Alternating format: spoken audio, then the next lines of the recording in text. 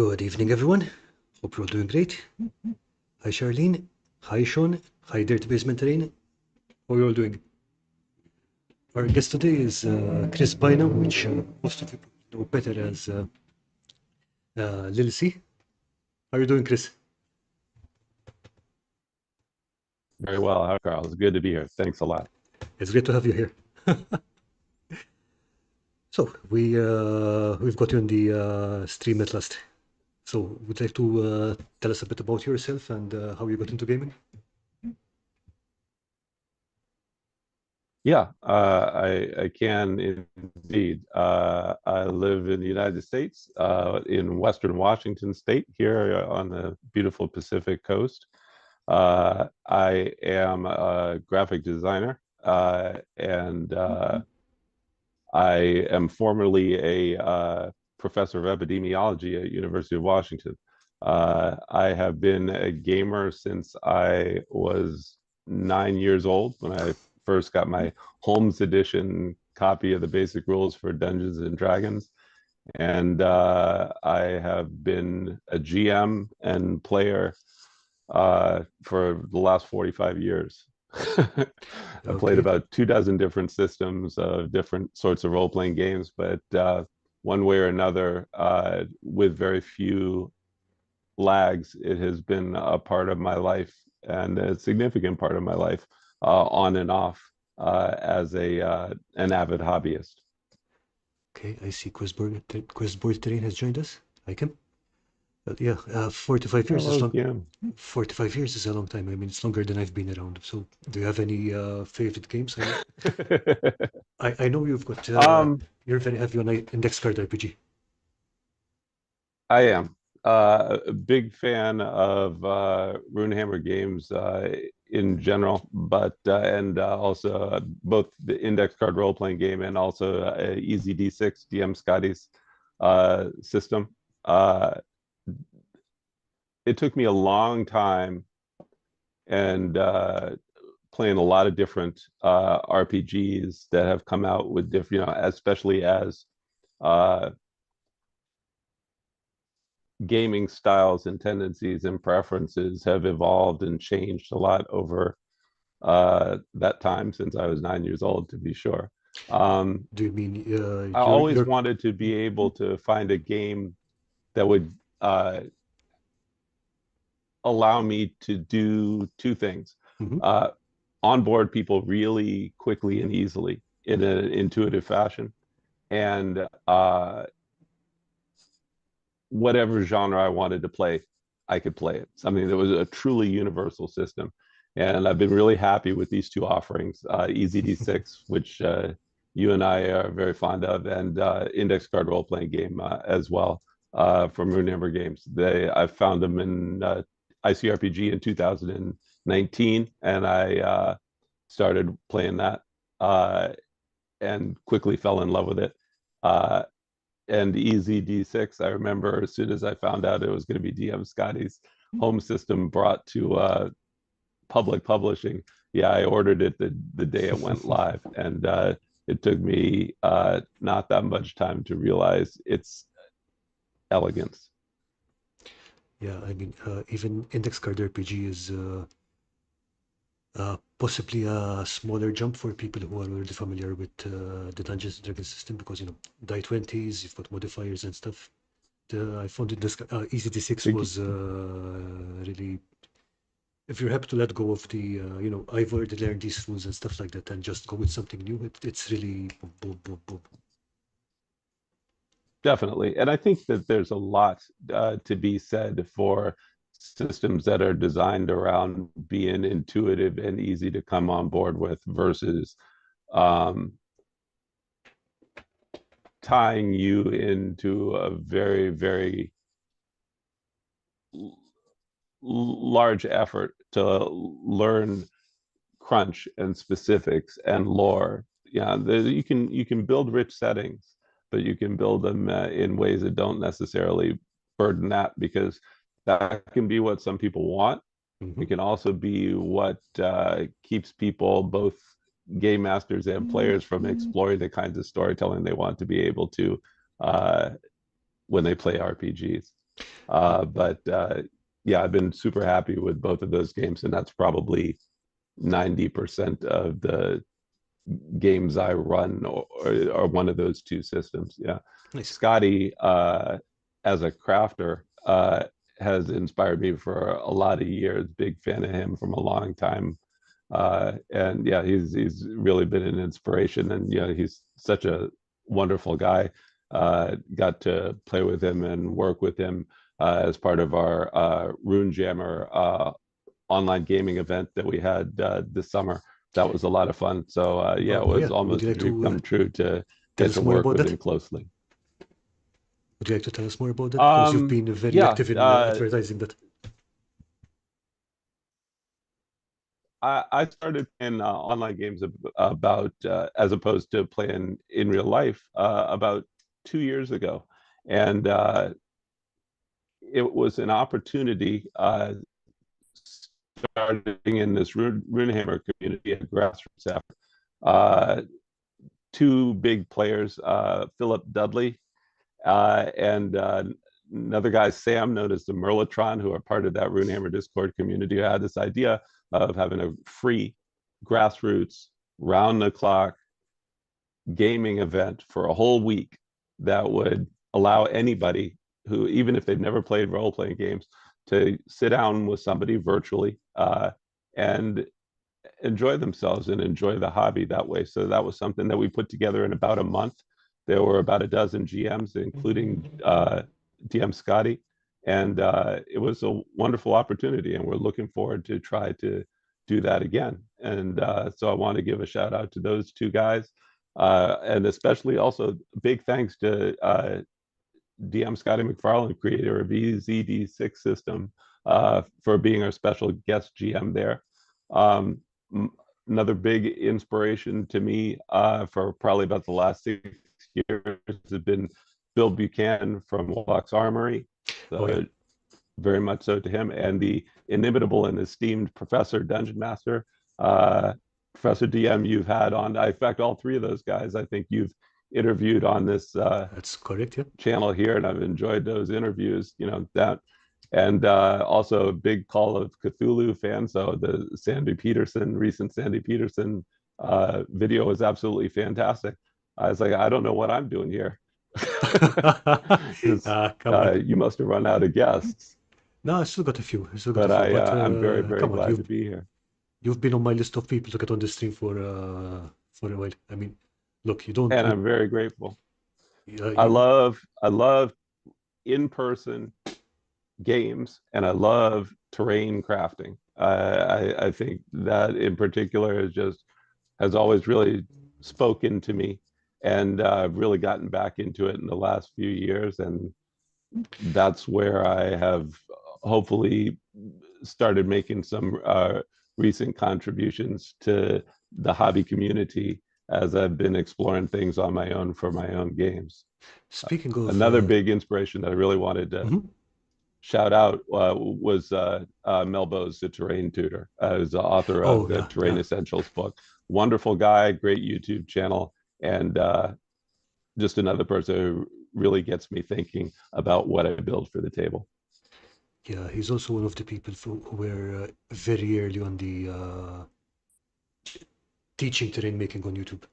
So yeah, he definitely is one of the old wise men of terrain. But speaking of that, when did you start building terrain for your games? Was that something you did when you Um, were a child? Was it something you picked up later? Back in the day, minis were great, but they were lead and pewter minis and few and far between, and battle maps were not as common in that 28 millimeter scale to enjoy at the table as used to be. In the old days, you had somebody who was a caller in your D&D party and somebody who was the mapper who was writing things down on 4 or 5 square quadrille paper, graph paper maps. one second. And What's the caller do? I mean, I've heard of the mapper. so the back in the day, it was actually suggested in the early rule sets that you essentially had a spokesperson for the group. that individual characters were doing their thing, but it was a lot less ensemble of an experience than it was back in the day. Okay. To make communication streamlined between GM, and this goes back to, again, early publications of Dungeons and Dragons. You had the caller saying, okay, we go down here, and the GM said, okay, you see this, and then the mapper would draw that out, and then other people would chime in. But it was a much more regimented experience. Like I said, the Yeah. game has changed an awful lot since the early days. But I did like to do some terrain crafting even when I was a kid. It's like I was more into building things like scale models and dioramas and replica props.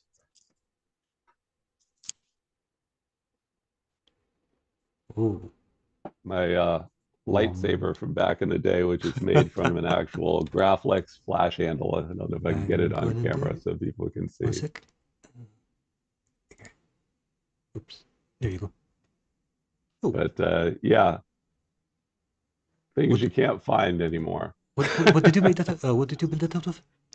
So this is from, these are just the same way the original props were made. These were flash handles for flash photography cameras from the 40s and 50s. Like you would put a flash bulb in and stuff like that. That's what the handles for the original lightsabers were used by the props department for the original Star Wars movies. And you can't find these things anymore, but they were around, as recently as, still on the market, just in junk piles and flea All right. markets uh, 20 years ago. And yeah, it was always fun to try to build things the same way that the props departments did in the movies back in the day. I see So I that. used to like to make things. I still like to make things. I like building things in the real world. What I call one-to-one crafting. I'm a homeowner. I've put up a couple of outbuildings. I've done a little bit of simple construction, Nice. and it's not that different when you scale it down to 28 millimeter. Yeah, a lot of the same thought process and the iteration goes into what you do. I guess it's just a lot cheaper when you scale it down.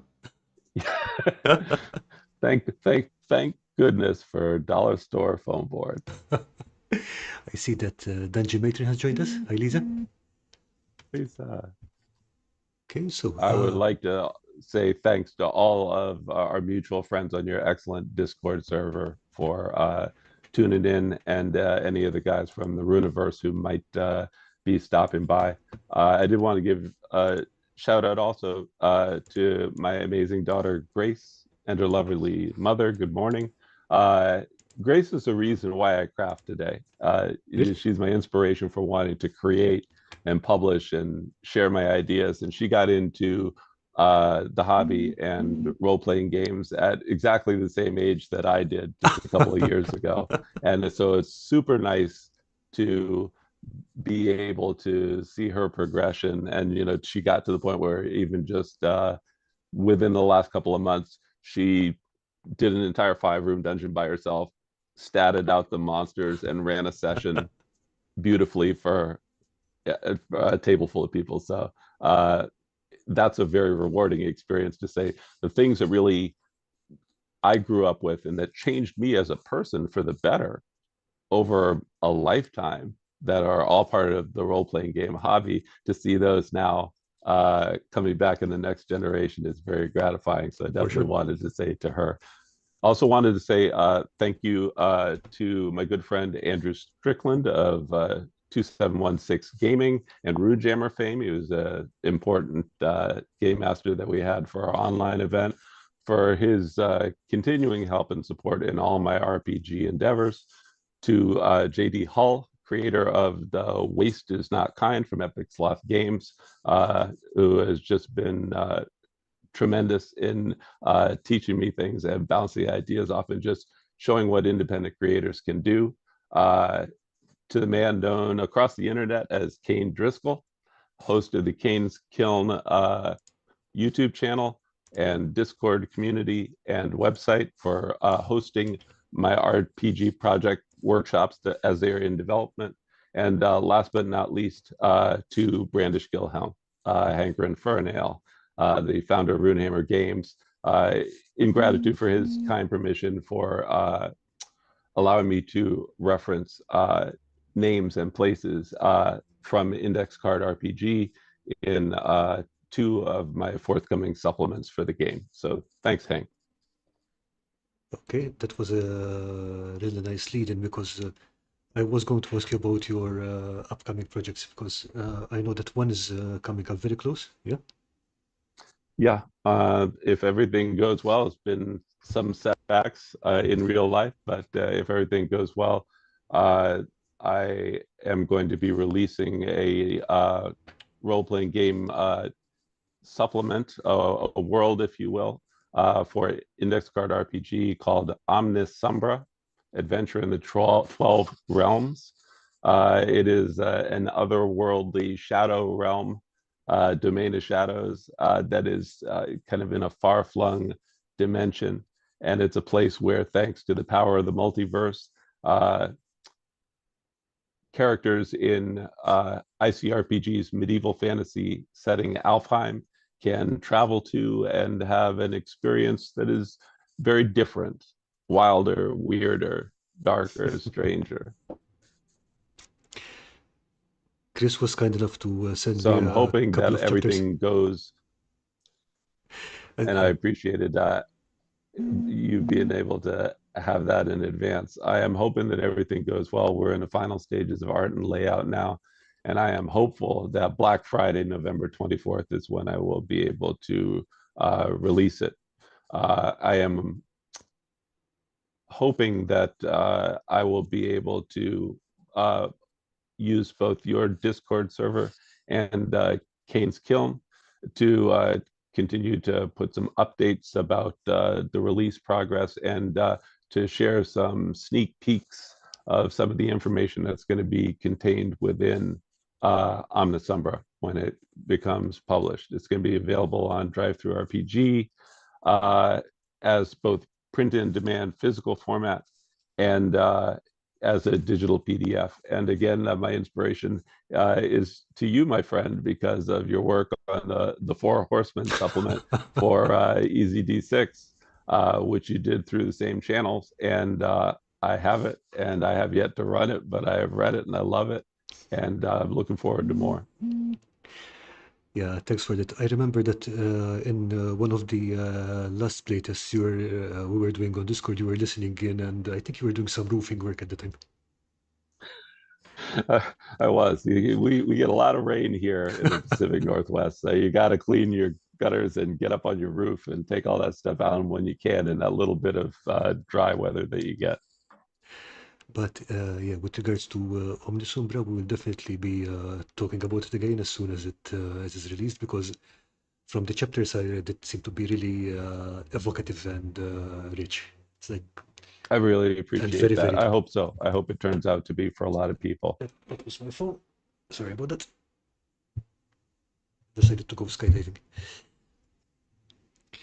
Okay, and what about the second project? I think that's still further out, yeah? So Omnisumbra actually is a spin-off, if you will, from a larger ICRPG bestiary project, Monster Manual, if you will, that I started working on last year. For about the last 4 years that I've been playing ICRPG, I have been homebrewing a lot of monsters and through a variety of venues, both online and in person, getting chances to play test. Making monsters is one of my favorite things to do as a game master. And I wanted to broaden the spectrum, fill in some holes in what's provided in the Index Card RPG Master Edition, and maybe take my own perverse touch and add some flavor to it in ways that speak to me as a game master and a storyteller. And so the bestiary project is called Munib's Menagerie, Exhibits Unleashed. It's going to be over 100 monsters, and hopefully some decent original art by yours truly. And So you're doing the it is, artwork yourself? yeah, I can't hire Nice. anybody. I'm too poor. So, so you get stuck with me. AI scared me, so I don't know what else to do. No, I don't know. I Um, mean, I'm still not sold on AI art. It's too. and so I had got a chance to play test these and really refine them to where I felt comfortable sharing them with other people. And so I have been working on Munib's Menagerie over all these many months. And I realized that I wanted to get that punch list down and sort of cut it down. But I was cutting out all these monsters that had a certain flavor and a certain theme, and ones that I really liked. I was like, oh, I hate not to have that monster in there. I really feel like that'd be a good monster. I can't not have that monster. And so I wound up talking to Hank and getting the okay to have a little project that essentially is going to let me get me up to speed in learning the ropes of publishing through Drive Through RPG and these channels. And that set of outtake monsters is what I used as some of the core for building the world of Omnisumbra around it.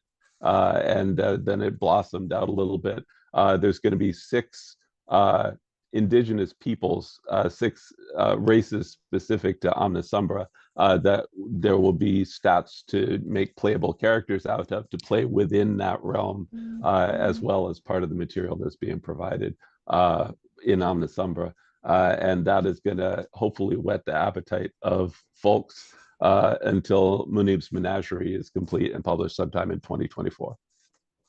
Nice. So yeah, that's another thing that we'll be looking forward to. I appreciate that. Okay, so going back to miniatures for a second and terrain crafting, I'm just going to drop the link to the Discord in case anyone wants to drop pieces into the community showcase, which we might look at later. Outstanding. If I can find where I put them. There we go.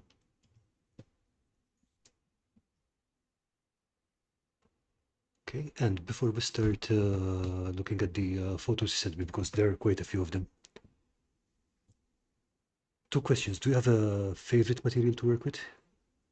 And the other question was Favorite material to work with? yeah. Yeah, without a doubt. Ready board, dollar store foam core. Okay. Um, that's probably my go-to material most of the time. And in fact, as we start to look at some of the slides and images that I prepared, you're going to see most of them are going to be made out of foam core. I've also been doing a lot of trash builds, 100% recycled cardboard, corrugated and thin cardboard, because I enjoy the challenge of that too. And I've actually found in my evolution of working with foam core and then frequently being out of foam core, that there are some techniques that have worked for me that I've now applied to those trash builds with cardboard that are giving me better results and better projects Better than forward. as a part of it. And Right. that's one of the things that I find personally rewarding and challenging about the hobby of terrain crafting, which is a hobby within the hobby of role play games, is the fact that you really can iterate and experiment and explore. Oh, for sure. I'm a scientist by training, so that kind of iterative process is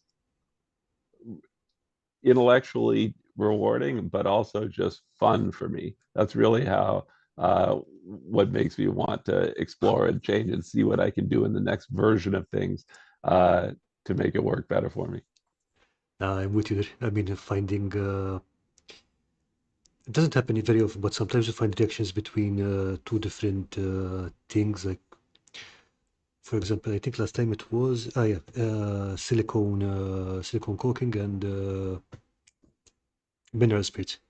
and you can make this really nice silicone paint or stuff like that. It's oh, okay, I didn't know it did that. And sometimes you come on it completely by accident, and sometimes it's hours of painstaking adjustment and testing, and you never know which one is going to give you that eureka moment. I'll be honest, I think for me personally, those kind of accidental reactions are more witchcraft than science. But it's always fun when it happens.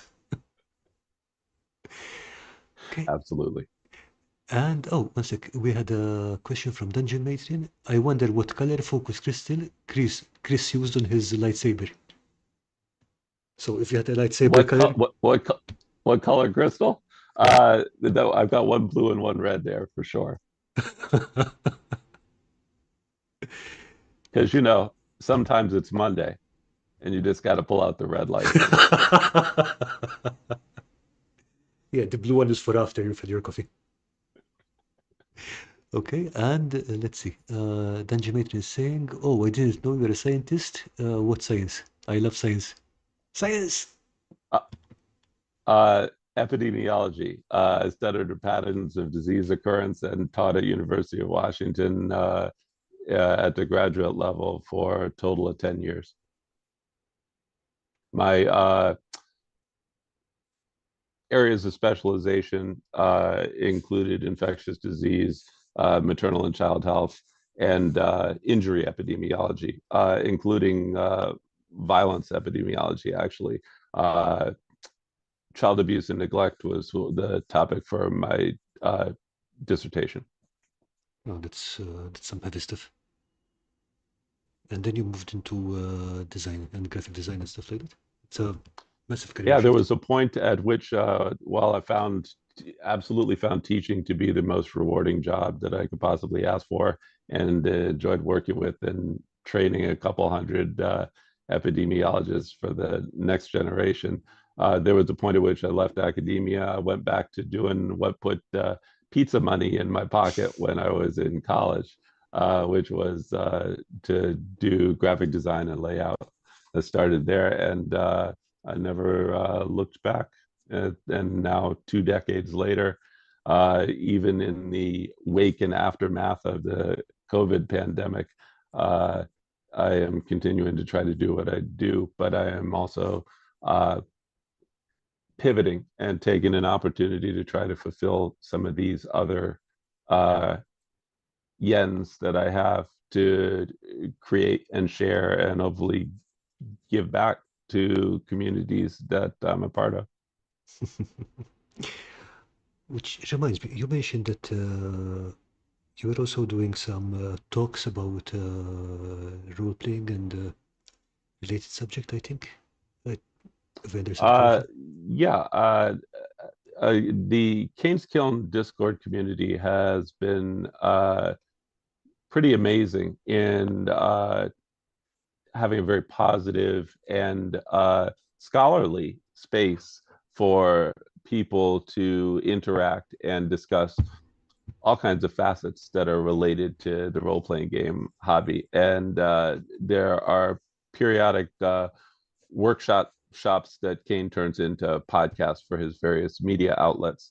And I guess it was almost a year ago now that I got an opportunity to speak on a subject that is a little bit near and dear to my heart, which is why math matters in the role playing game hobby. Was that And was that the one so was that the one where you were talking about mathematical probability and yeah, that's the one, all right.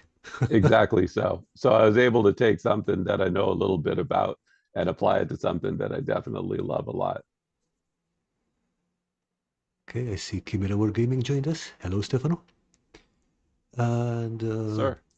what do you say? Shall we jump into the pictures and start looking at Yeah, some terrain? we'll go for it and we'll just point toward the ones that are interesting. Okay, I'm just going to put up a content warning here. Chris is spectacularly organized, so if you're anything like me, you might find the following scenes terrifying.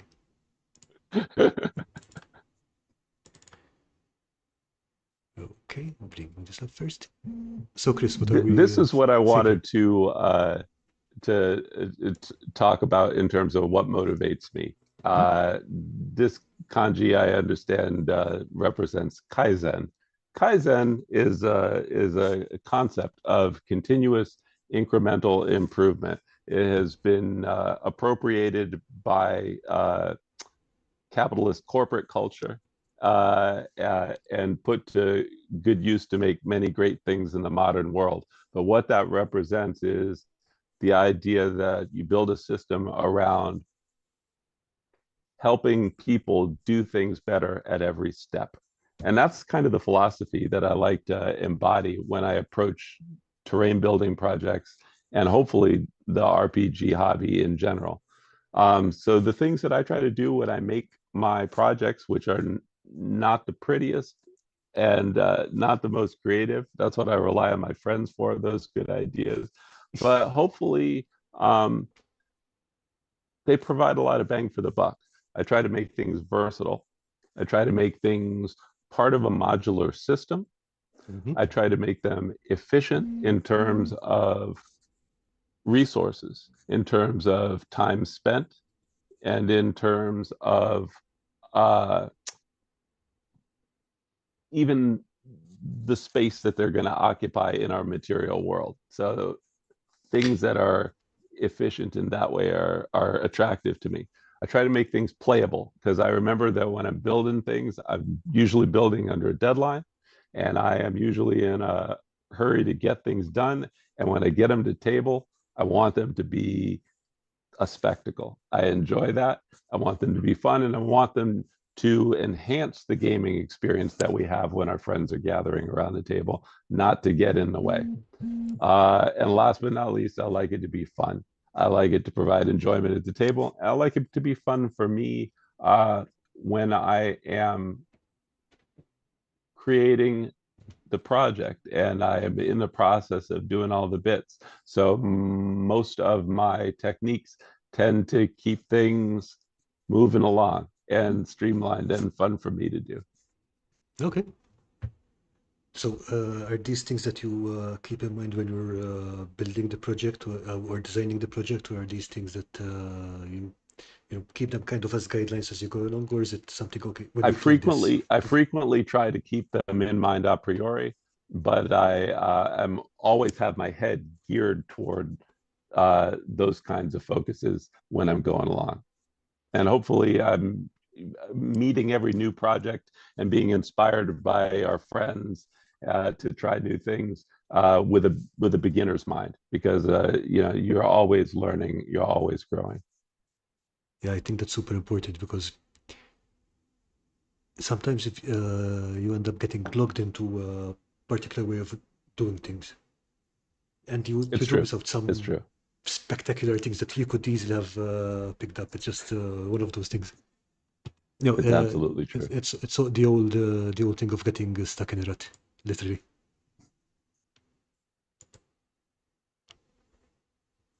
This is examples of some of the things I'm talking about. Versatility. So this is one of our family dungeon nights. And what do I got? Rocks. And if you flick through the next couple of, these are made from cardboard with, you know, corrugated Covered in cardboard, paper, I cut, guess. stacked, tissue paper, and glue. Nothing more than that. Very simple.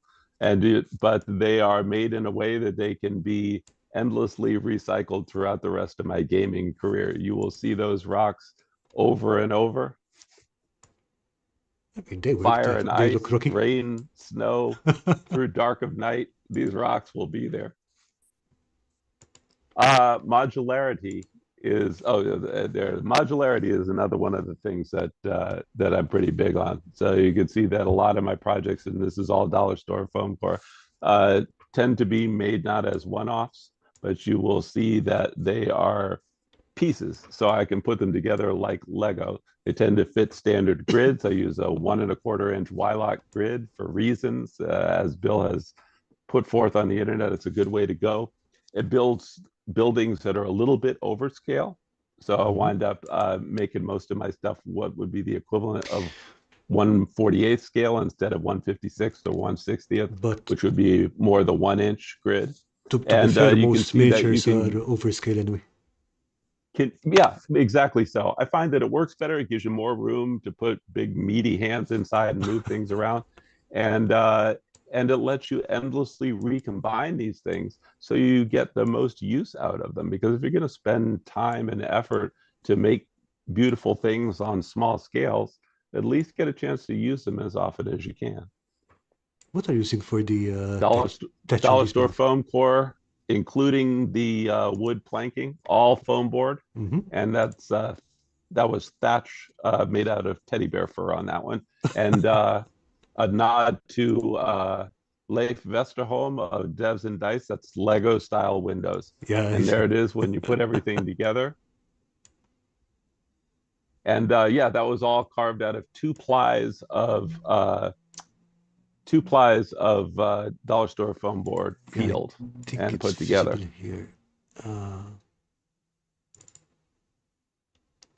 okay, I think the two layers, you're talking about the two layers visible here, yeah? That's correct.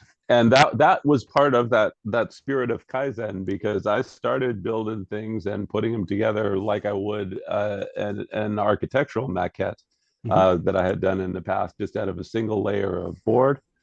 I eventually went to three plies, because that 5/8 of an inch thickness that you have when you had three plies together was about the same nominal thickness as you would get from 1/2 inch XPS foam. That was overkill. And what my current state of the art that this building represents is two plies of uh, dollar store foam core. And that hot glue is important, because those two plies together, when they're glued, they give a rigidity and then a warp resistance that makes them strong for floors, straight for walls, and really helps you build precise buildings that will last. When you put a couple of coats of Mod Podge on that and then Mm-hmm. paint them up with normal acrylics, you can get a lot of different effects. And so I'm a big fan of that. Thinking about it, the two ply must make it really easy to square up as well. It definitely does. The butt joints are important. It makes a big difference, as you can see in some of these. And if we go on to the next one where I have the roofs that follow, you Yeah. can see that part of that modularity and working with that additional ideas, I can build it. I can change the character just from switching roofs. So I've gone from a thatched roof to a deconstructed, burnt down roof. Literally the same building, just swap of the Exactly top so. part. Nice. Just a matter of moving the pieces around, and I could change the style or the nature of the building by building. And again, I tend to build on the grid. There's additional efficiency because I'm running out of space to keep things. So that's how I keep my entire dwarven village made out of chipboard. Uh, is uh, is done chipboard with the end gables made out of dollar store foam board. But I do all that so that they are designed ahead of time that they will nest well, and I can have a Okay. village in a box. That's always my goal. It even has a nice ring to it, village in a box.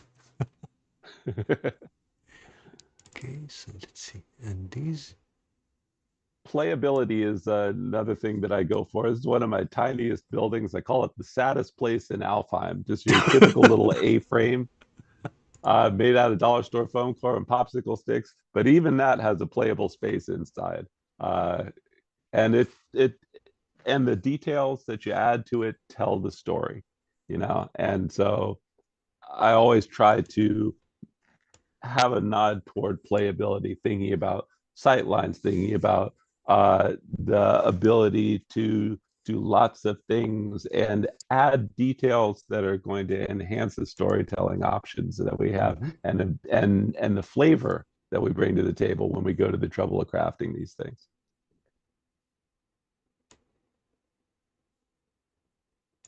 So yeah, that's a really tiny building. I mean, literally at that size, I'd probably just say, yes, you walked into the building. No, we don't need a map. Just enough to hide the bad guy in there. And the last slide in this is just fun. And that's the most important things. And one of the materials that I like to use sometimes are found objects. It can be the paper container that your strawberries come in from the market. It can be this cheesy Halloween skull that I just spray painted and dry brushed, and suddenly it becomes the entrance to an epic mega dungeon. Uh, I love the spectacle of it. I always think about what my players are really going to gravitate toward when I set up that table. And I try to have options so that since you never know where your RPG story is going to go, at least you can pivot with them. And that's one of the things that this focus on modularity and versatility gives me. Okay.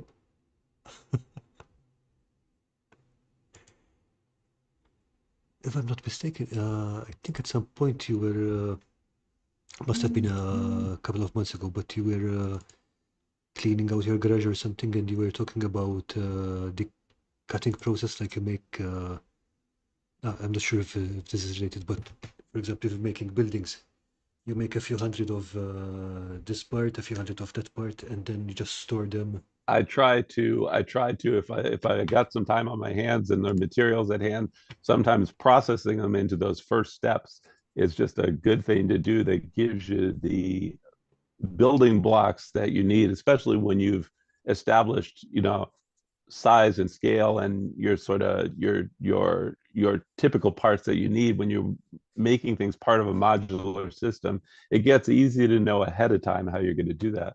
And so I was going to say that I just had a list of 5 must make projects that I think that people who get into this hobby really ought to start with.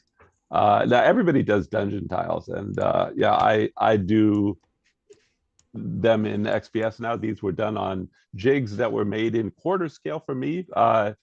Thank you to Lawrence of Dirty Basement Terrain for getting me in touch with Dungeons by Hand, who made MDF jigs that let me cut these blanks. And so even though originally I started with, this is the first dungeon tile my daughter and I ever made together Right. out of cardboard, did it Wylock style. But I have gravitated to this half-inch XPS foam, and the ones that I make are magnetized, Okay, hang on in there.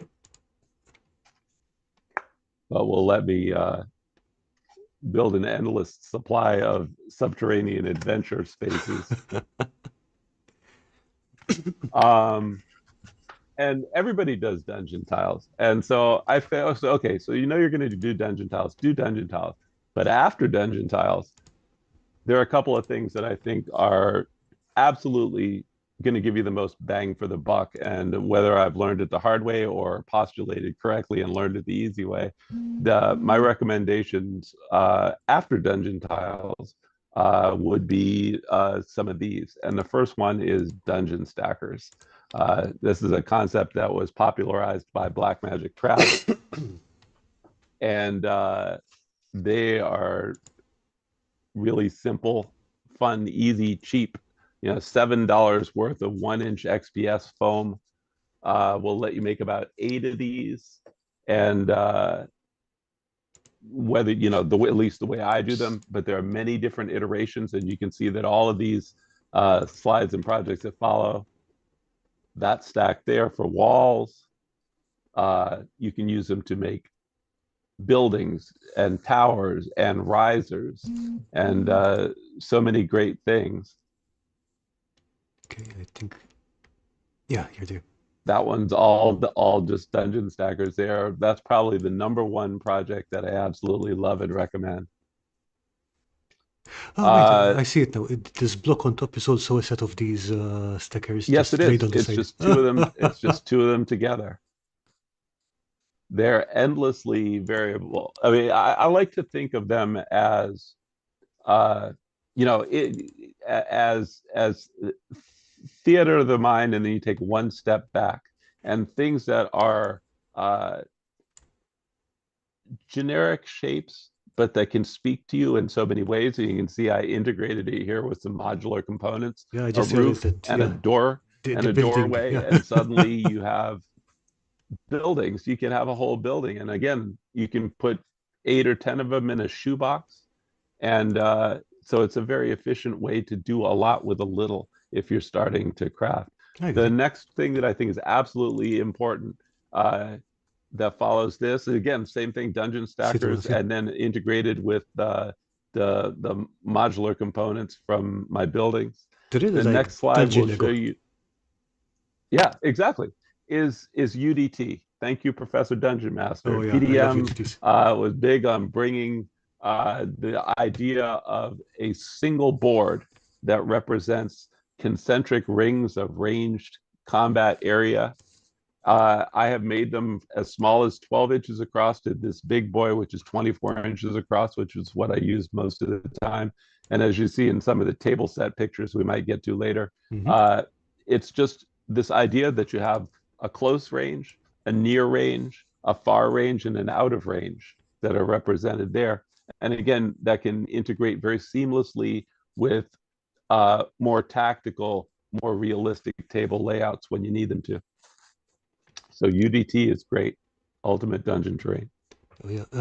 One thing I really liked about the concept of UDT isn't just the simplicity of it and the versatility. It also forces you to think about what's important and what's not important when you're It really building a does. scene. It really does. Like, do you And really have I to worry think it's about also everything? important to, I agree. I think it's also important to realize that UDT and even rule sets, systems that work in, that work in ranged combat, these are fluid, more fluid. They don't limit you. You can use these to do a tactical grid layout when Mm-hmm. you want that kind of crunch. And you can just as easily transition it to ranged just by the forethought in going about and sort of creating those areas and differentiating them as you build the board.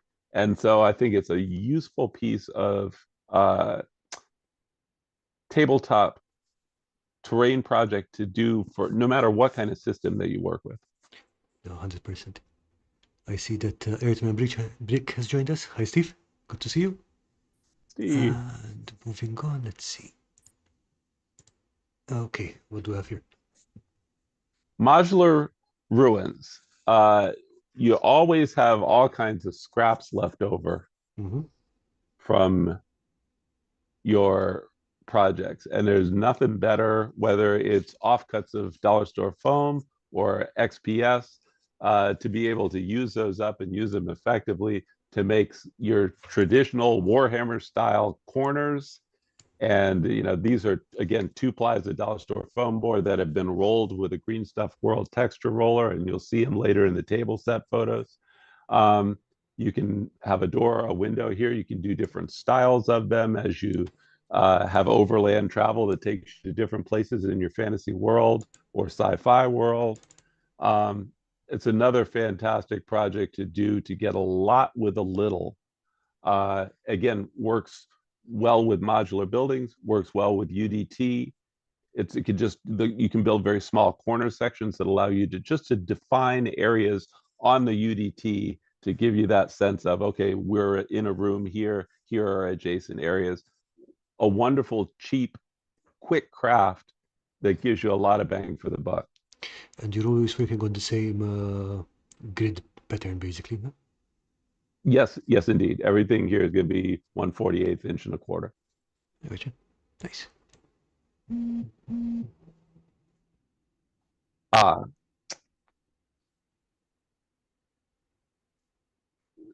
doors, fronts, and roofs. So when you have the basic building blocks, whether you're building what I call a basal box, which is what that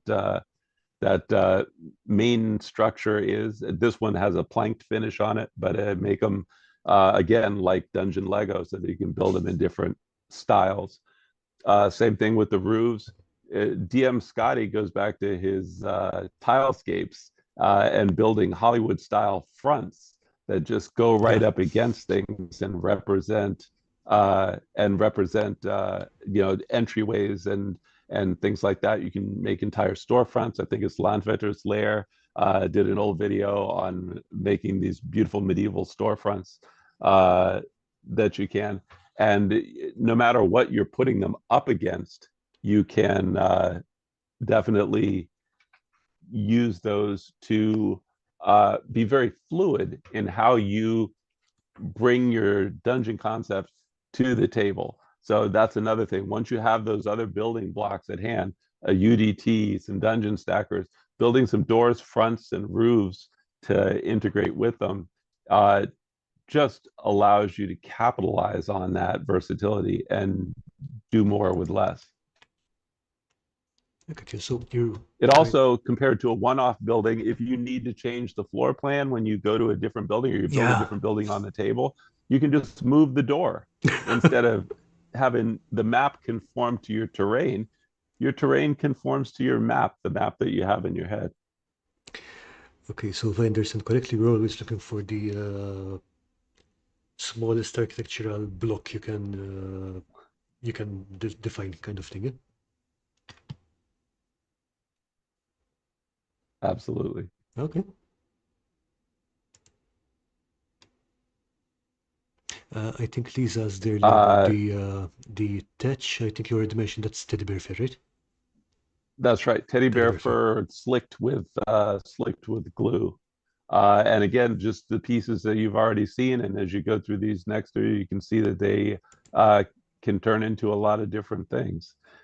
So once you have gotten to that point, the next thing, and what really will give you bang for your buck in terms of versatility, but also allow you to embark on getting really serious into the addiction of terrain crafting is one-off houses.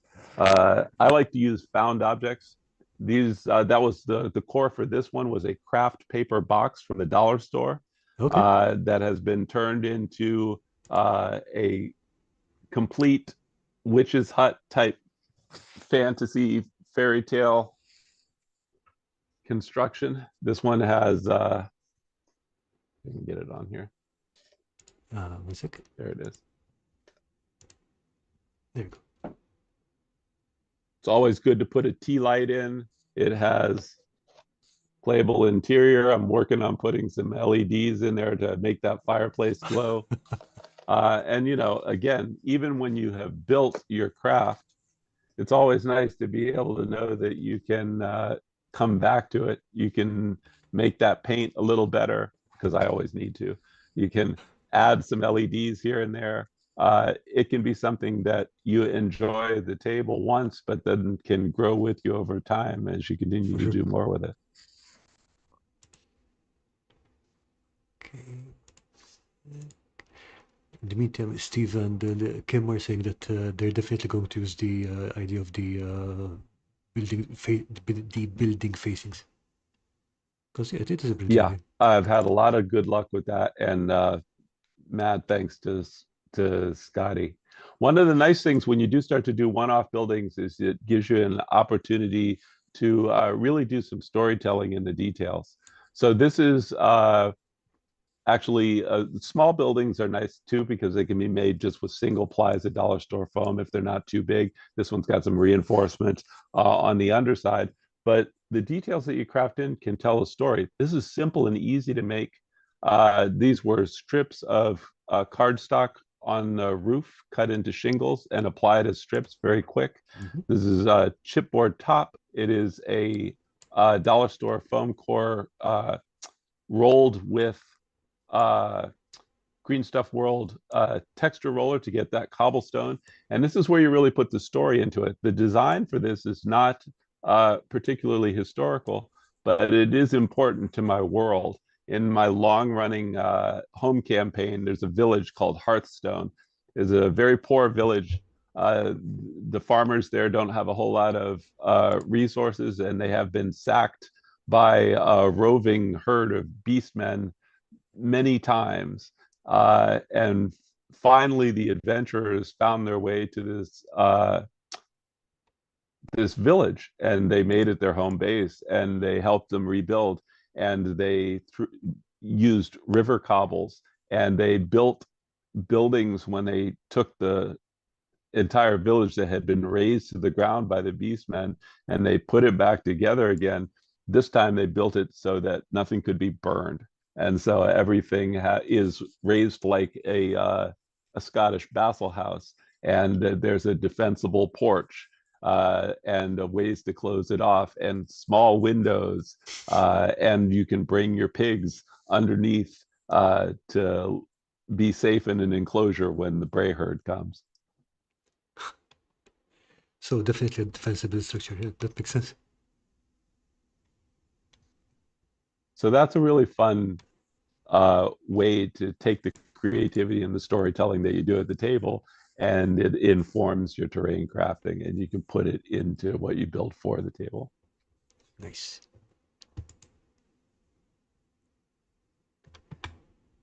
That's one of my absolute favorite buildings. As a very simple, again, this simple kind of Norse style sod roof hut. It is made with rolled foam. This one actually was dry brushed and then washed.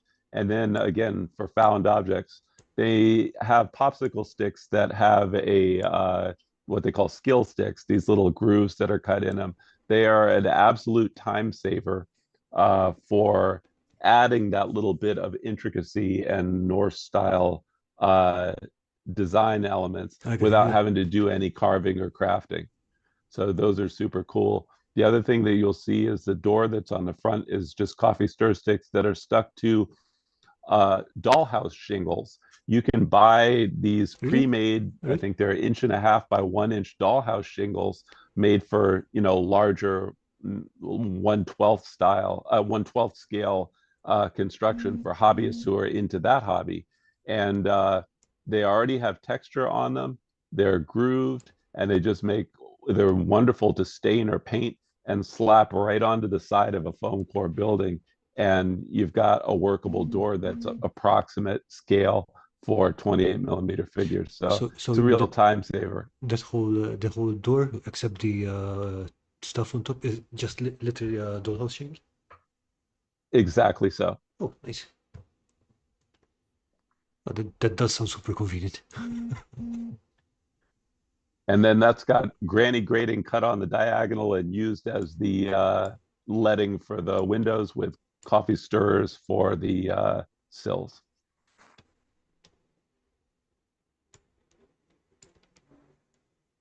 I mean, both the skill sticks and the shingles are they're really good time saving ideas.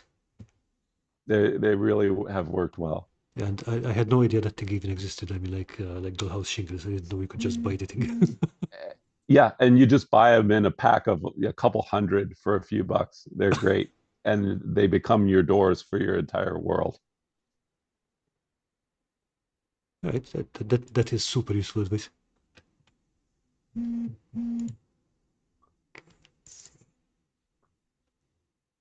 Let us run right through these foam core ones, and this is what I do most of my crafting in. Good old dollar store foam core. This was Crow Step, the start of a project for a kind of ministerial style Crow Step gables for Okay. some stone buildings. But one of my favorite things to do, and again, what I recommend to people who are new to crafting or just need some quick and dirty stuff, is being able to create that fog of war by doing your maps on dollar store foam core. I started doing this for Call of Cthulhu adventures. I call these Cthulhu tiles. And literally, I just copy my map down onto these, and I'll make some of them in generic shapes to be modular, small hallways, things that will allow me to replicate those kinds of jazz age environments. And then I can cut them up. And people don't realize that it is absolutely fantastic to take games that are not tactical combat, but investigative games are fantastic to use when you have some kind of terrain or play aids. And so I love doing Call of Cthulhu and similar type of cosmic horror games, where I can lay things out room by room and really see when people go to investigate and find the clues. So this was an entire apartment building with a Chinese restaurant on the ground floor that I made and put together that way. The other nice thing about this, and in addition to the fact that it's very inexpensive, is that when you make the modular one so that you can create dungeons on the fly, similar to your fantasy style dungeon tiles, as you'll see in the next slide, you can put a whole bunch of them backed with uh, 1/8 sheets of uh, cork that is adhesive, Oh, also yeah, yeah. available from the dollar store. Those make the two Jenga blocks glued together, make a quick and dirty door. You can put so many of these together and store them in a small space and make every map that you would need for kind of your more modern environments on the fly This for the picture is rest of your super life. satisfying. And they fit, like I said, you can fit so many of those tiles. That entire set of tiles fits into that one small box. Okay, it's funny. And again, it costs you nothing. Yeah. Funny coincidence. I think. Yeah. Max DM Crafting has been doing the same, pretty much the same with his hero crystals.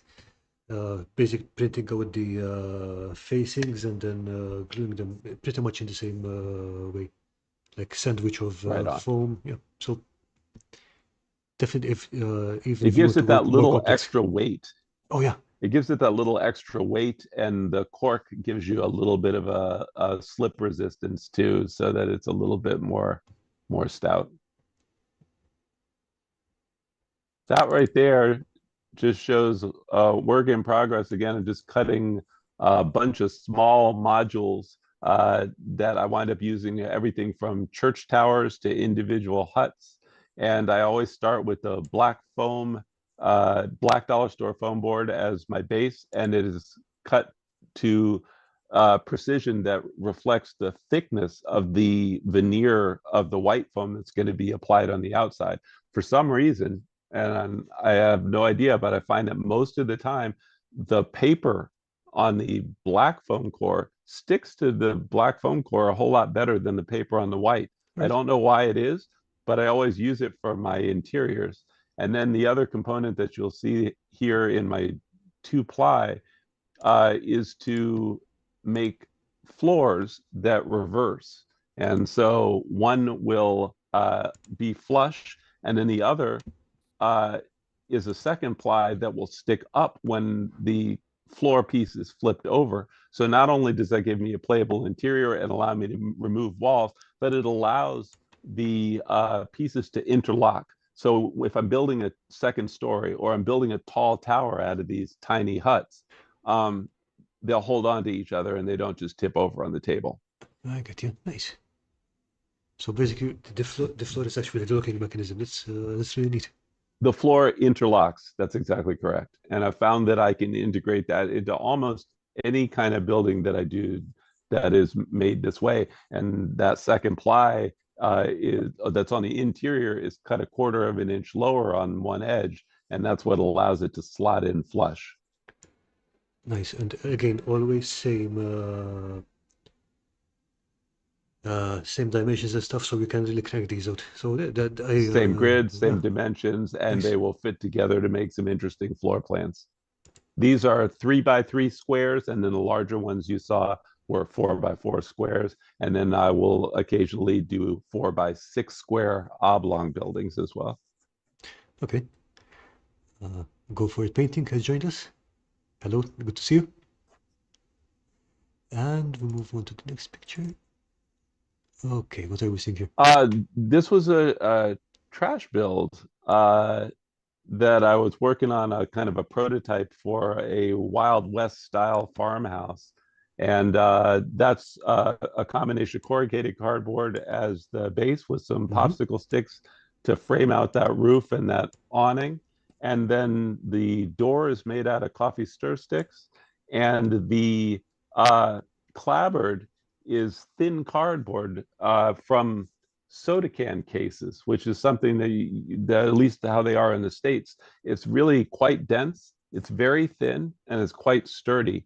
And you can lap it to make some pretty convincing, once you hit it with some burnt umber and Mod Podge, some pretty convincing, Wild West plank buildings.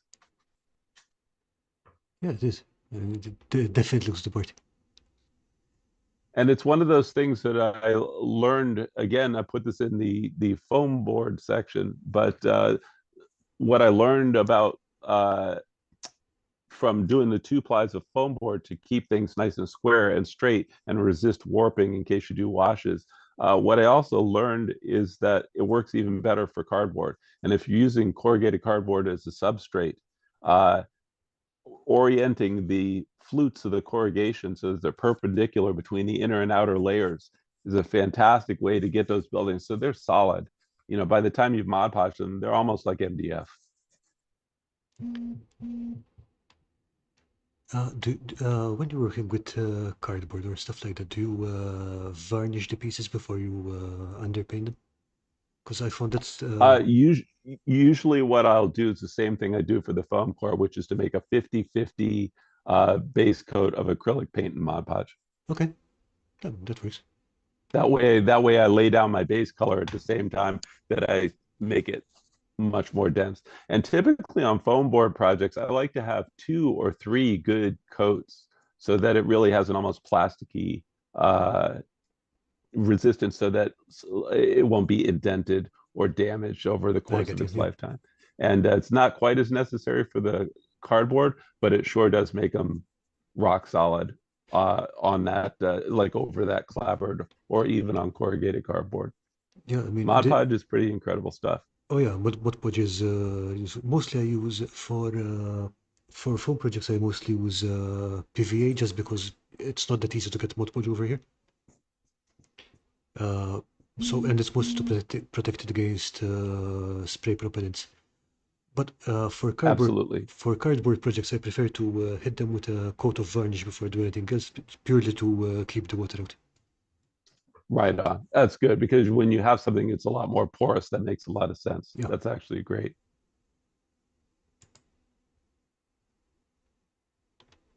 Now This bricks. is my small brick veneer. Again, Dungeons by Hand. Thank you, Lawrence. Uh, Dirty Basement Terrain turned me on to a jig that allowed me to cut these very small. I had originally done most of the XPS foam building that I had done using uh, large bricks that are essentially 1.25 inches long and 5/8 of an inch in each direction. Big chunky ones. Battle and Barrow used that similar size while doing some terrain crafting projects. This was my first experiment using small bricks, and this time I used them as a veneer applied over my foam board substrate. So it was just a different way to get a really detailed, it's much more labor intensive, but it does give you an absolutely beautiful finished product. Yeah, I agree about being about both being labor intensive and looking better as a finished thing. I still like the scribing method though.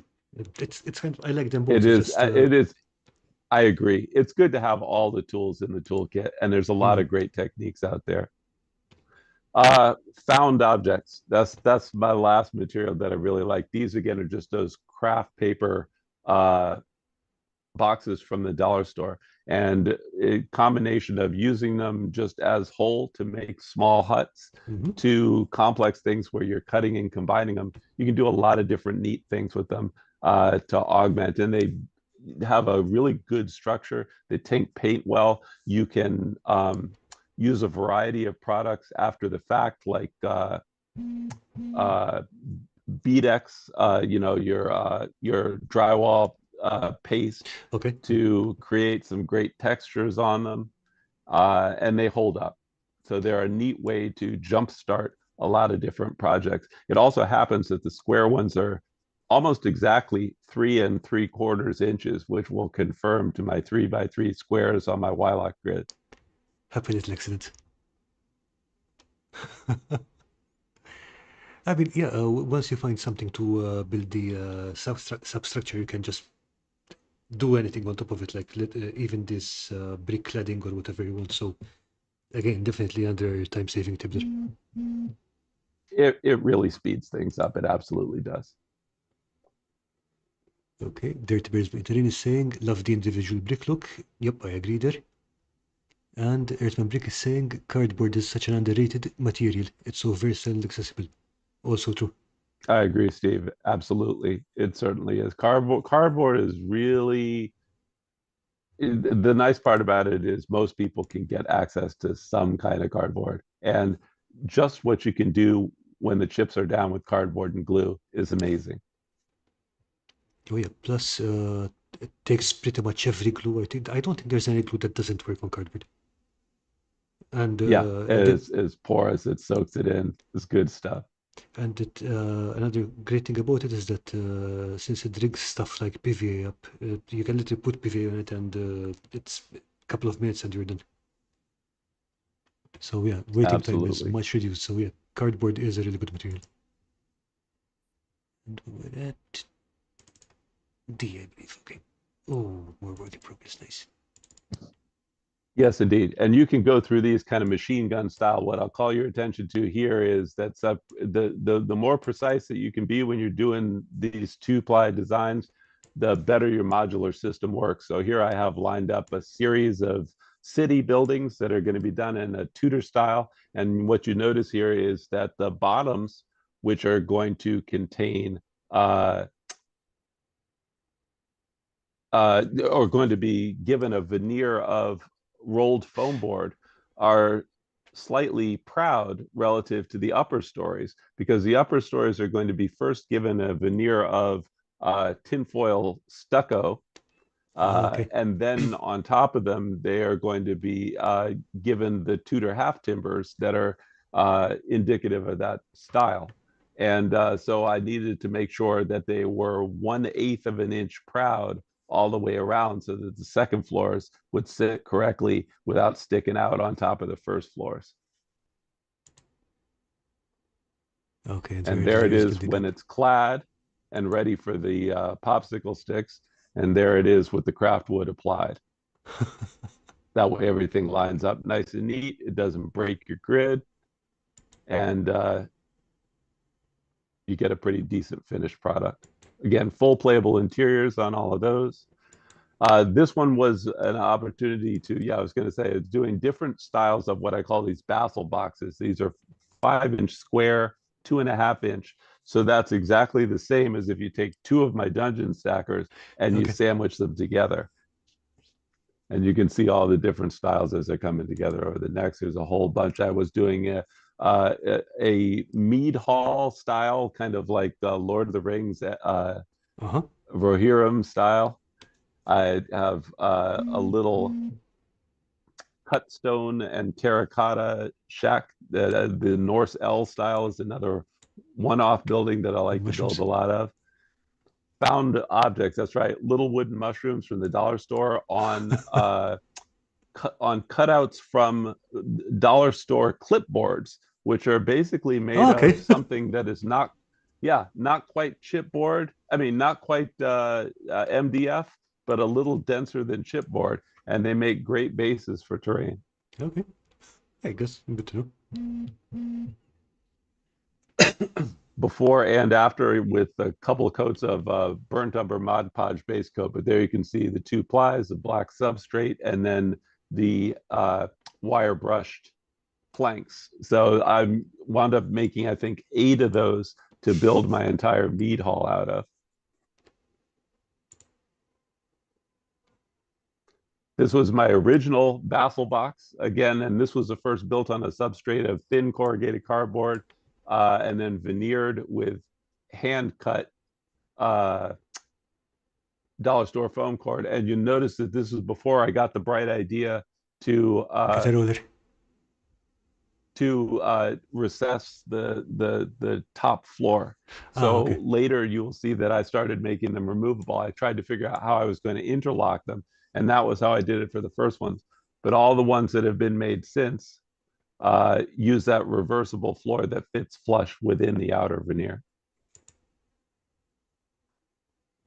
That's a more evolved one. That's the hand cut, just to give a little difference. Sometimes you want something that looks a little bit more posh for a city layout, and city layouts are notoriously difficult to populate the table with. So that's when this modular approach really can come in handy. Yeah, I remember when I was making my own risers and stuff. It took Yeah, forever. your beautiful risers. That was a lot of work. I felt for you on that project.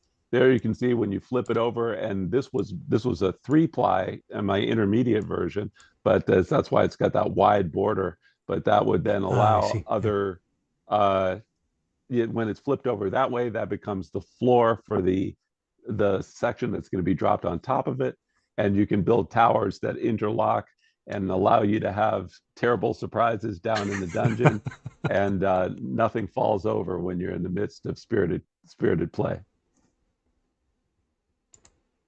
I'm really liking this interlocking system. This one was a Basel box. This one was made with XPS large blocks, the Battle and Barrow style. But what I did was incorporate some magnets on one wall, which will allow me to pull it out and change the door facing, so I can take away an arrow slit and replace it with a heavy door or a blank wall, or do something completely different. Or just leave it out if the players have been very disruptive. Or leave it out. It gets out of the way too. Magnets are fascinating to try to involve in tabletop crafts when you can. They have a million uses in this kind of thing. And then I got into boats, and if you bang through these next ones, oh ship, you can see I started making ideas. And again, the idea was to bring modularity to this. So I actually made aft decks that would let me make this a cog or a little bit of a different style. I even experimented with trying to make it an airship, and allowed there's a goblin sloop, a little bit smaller of a boat, done the same way. All the versatility of dollar store foam board, good stuff. Dungeons by Hand made those jigs on the next one.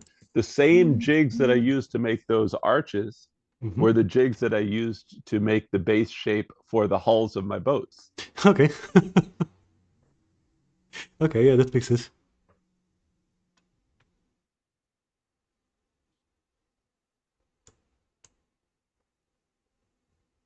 And this was an experiment, again, a nod to Leif Vesterholm at Devs and Dice. He was building Mordheim buildings on speed builds, where he would use the paper of the dollar store foam to hinge them. And so I built what I call a couple of test projects that were what I call chopstick buildings, because I used chopsticks to form the half timbers at the corners, where you'd cut out the whole layout, and then you leave the paper on one side, you texture the other side, and as you go through these next things, you'll see what the finished structure looks like. Okay. And that gives you 3 playable floors, and you can make a couple out of them out of a single piece. This is the church that's coming next is one of my favorite projects. It was one of my mega projects. I wanted to build a Romanesque style church like this for a big gaming event that we had coming up. And this was built as fully modular. It incorporates 2-ply dollar store foam board, as you can see all the different views. They're chipboard roofs with cardstock shingles. And it's completely modular. It breaks down into 7 different buildings. And you can actually put granny grating into each of the windows if you don't want anybody to shoot their crossbow bolts out of the windows. If I'm not mistaken, this was one of your first projects that I saw. I think you shared it with us on Discord a while ago. I did. I really liked that one, and it went to a really good friend of mine. It's a brilliant building. Thank you. But again, the goal was to make each building do it, carry its own weight and be able to be used time and again independently. Yeah, because I mean, how many times do you need the cathedral on the table? It was a good night, a good time. I do actually occasionally paint minis. I did paint that mimic. I like that fade on the tongue. This one? I like the effect on the tongue. Okay. This is one of my cobblestone city blocks. Again, all dollar store foam core, and including the stairs. And the stairs are built by cutting a single ply of foam obliquely at 45 degrees and stair stepping it, and then supporting it with just a little bit of thin cardboard behind to make the stairs. I needed to have a complex and city urban layout that had some verticality and some appeal for tactical combat. And I started making these modular boxes so you can put them in different ways and make city walls and stairs, and really give your players who like that kind of tactical combat something to sink their teeth into. You know, seeing it on its own like this is really giving me a strong Escher vibe. Absolutely. So you're saying that the foam is just it's not solid in there, it's just a layer on top of card? That's right. Okay. So what I did is essentially I took the thickness of the foam and I came in obliquely and cut, and just the same way as if you were going to make grooves in it. Mm-hmm. And then you just turn it all and you re-glue it in at 45 degrees and you get stair steps. Okay. I mean, the way I usually So do stairs is just it's very materials efficient compared to measuring and cutting increasingly smaller steps going up.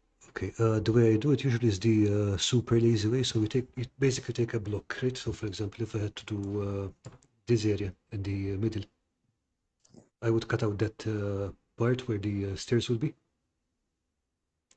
Absolutely. Slice it into steps, glue them back together at a recess, and then slice off the excess. You do waste a lot of material that way. It's easy, but you do waste a lot of material. I think this one is definitely something I'll be trying. It's fun. It works pretty well, and like I said, I'm almost always under a time crunch with my crafting, and this was a real way to cut that build time down.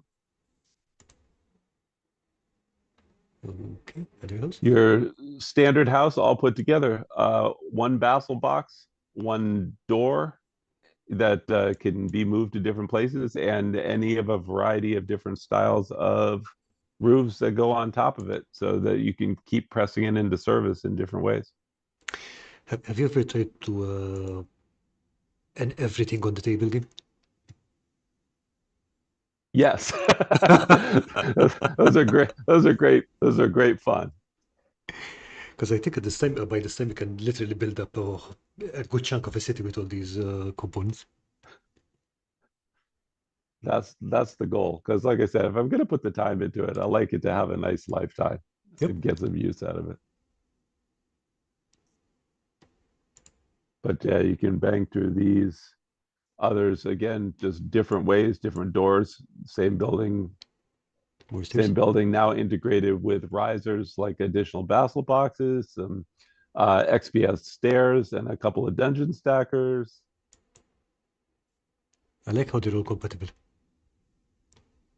If you stick to that basic dimensions, you can continually recombine all of your components. This was a new one that I was working on to again do more of a ministerial style build, so you get Mm-hmm. that very characteristic crow step gable and very neat cut stone, as opposed to what I would roll with a roller. The hard part came in figuring out how I was going to actually attach the roof, so that was my backing piece there. I see. Okay, this makes sense. More Cthulhu tiles. This one was for a motel. And what was interesting about it is that the same floor plans, when I actually went and built the whole thing, again, I figured out how to use the same pieces that I had put together as 3x3 little huts that would abut to make that larger plank mead hall. Also became my Call of Cthulhu motel with just some different pieces. So you Okay. can transcend not only locations, but also genres if you plan accordingly for versatility. You know, I'm really liking this architectural diagram style for games like Call of Cthulhu or Delta Green or whatever because it looks very technical and clinical. I think it fits those games perfectly. It scratches all the itches, you know, when you really just need to get that map down, but you want to take advantage of being able to discover. It's a really Yeah. neat technique, and it's easy. You can do it in an afternoon and have your whole adventure ready to go. Yeah, for sure. Again, the beautiful Lego windows. I love the Devs and Dice technique there. Coffee stir door, uh, and that's a green stuff world texture. Just more of the same. This is the 20 by 30 buildings. They're 5 inches by 7.5 inches. So there's a 4x6 grid inside. All right. And again, you can play and experiment. with different pitches of roofs to give a different style and effect as you go along. But as you'll see, as we just go through the rest of these foam boards, there's foam ruins done for desert. Also works great not only for fantasy, but for kind of Star Wars Legion Tatooine desert planet style. That was it in the rough. And you can see again, I used that same stair technique. The Okay. final rendering was drywall paste on the outside. These are more two-ply Just pure foam drywall paste? ruins, just of different styles. Yes, it is. All right. Makes them really solid. Oh yeah, it sure does. Okay, more ruins. Dragon fight on game night there with again those just simple uh, two-ply cobblestone ruins.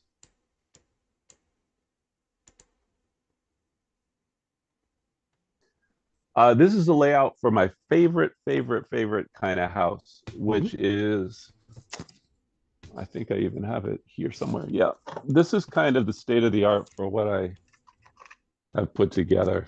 And again, this is single plies of dollar store foam core that is peeled, textured with a green stuff world roller, and done in this kind of Norse L shape, and then embellished with a door, chimney, and corrugated cardboard roof to give that kind of terracotta tile, a little bit posh.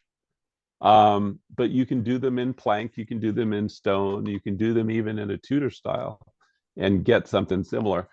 The shape, because it is this L shape, actually nests surprisingly well when you go to store them. So they're also amazingly efficient to build a whole village of them All right. and put them in a box. Okay, now I'm picturing Yeah, I really like those. building up. There's a lot of visual interest compared to your simple A-frame farmhouse to build that little one. And it's not much more complex to build, but those are the building blocks of it. And as you go through the next ones, you'll just see how they all get put together. Yeah, I'm just thinking it nice to build some L-shaped ones and some T-shaped ones and some square ones and then just play Tetris with them. Just okay. Very simple, very fun craft with a lot of bang for the buck. And this one? That's the upper section of one that you will see a little bit later. It was a modular guardhouse that I built for some friends who own a boat and they like to play as a family on their boat. So they needed one piece of terrain that would do an awful lot and all fit into a very small space. And so Okay. I built this foam core upper and XPS lower to put them in. These are all going to be just more little interesting foam core projects where you'll see that I combine things with different bits and pieces. There's an endless amount that you can do. I started doing the two-ply foam core technique where I started using a stucco as the base layer. Mm-hmm. And then I would cut out timbers to do so all in a single matrix and painted first and then applied as a sheet to make the outside. This was one that was built a little bit differently, but you can get some of the same idea. So you get the really heavy relief for the timbers. Mm-hmm. There's a lot of it's a real chunky. It's got good visual appeal on the table, and a lot of detail with relatively little work. This is just all wire brush after it's been cut out with an X-Acto knife. And you'll see a lot of the buildings as we rip through them that will have the same design. I was in a period in my home game campaign where my party was having some significant overland travel. And so each week I needed to have them have a new vernacular style as they would move across there, going hundreds of miles over the course of 30 days to go to a big boss fight. And so I wanted to make that feel like that on the table. And so again, when you have these modular bases and you can just change roofs and doors, you can add whole new styles. And it was fun to see it progress as they traveled along. I am frequently inspired These are lake town style houses from Lord of the Rings and Mm-hmm. The Hobbit. Um, they're done the same way. Plankton, you can see that they go together. Again, modular, playable, and fairly space efficient in terms of how they nest and store together.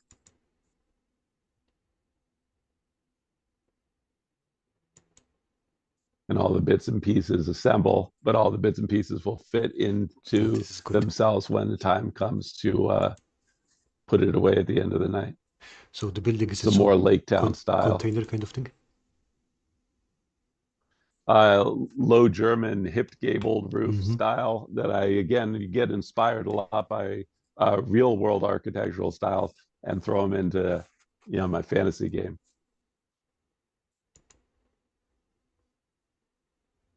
Again, This the Muse, which wound up becoming a modular style, helps tell the story. You can see the interior. I built these modules and then also the long ones, but you can see the inside again, fully playable. okay. And they don't take long to make at all. It's really one of the things I love about using the texture rollers on the foam core is that you can make all of these and then cut them out according to a repeating plan and put them together so quickly. I mean, it does look super efficient when you, because it looks like you have this thought out process that you have been doing over and over again. So, ah.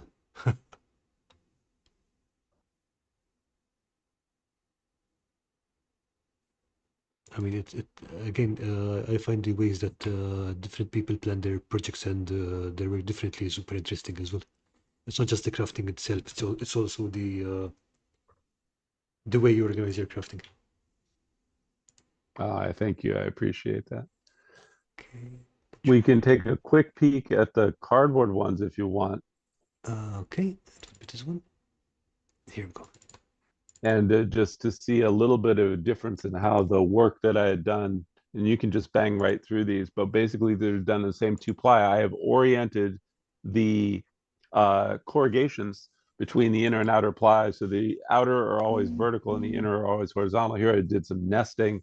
I have a kind of a youth game coming up, and I needed to have a bunch of these farmhouses, but I wanted each group to be able to build their farm the way they wanted. So I Oh, built okay. these four pieces, and you're able to nest them all together, but put them together in myriad ways so that everybody's farm can be different. You can take the same thing and apply it to modern sci-fi, your good old-fashioned corner bodega, uh, all built the same way, just using cardboard So it's always the two ply instead and of. the. All right. That's right, and it makes it and making the flutes perpendicular in the corrugation just makes it super strong. And then you can see you can add your details within cardboard. You can do the windows dressed how you want. A-frame Also, with cardboard here, you can cardboard core. take the Yeah. same classic A-frame and add a few bits of craft wood and really elevate it from something that's simple to, that really gives you the style that you want. Yeah.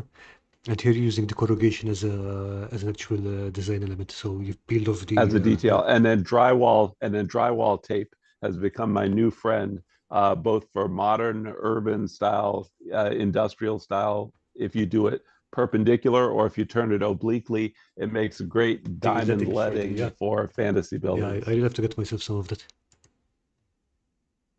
Okay. This is Cardboard for rocks. similar to the rocks that you showed us in the beginning, right? So then you cover these up And with in paper. this case, instead of putting tissue paper over the All top, right. I wound up using drywall mud and texturing them that way.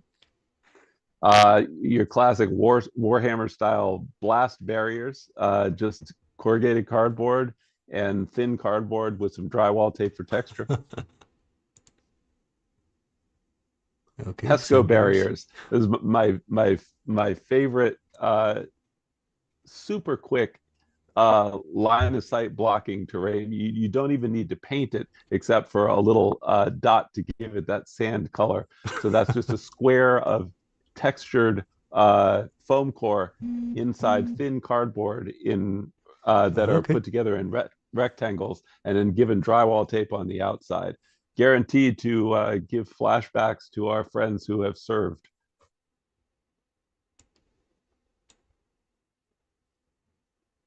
And again, a nesting set.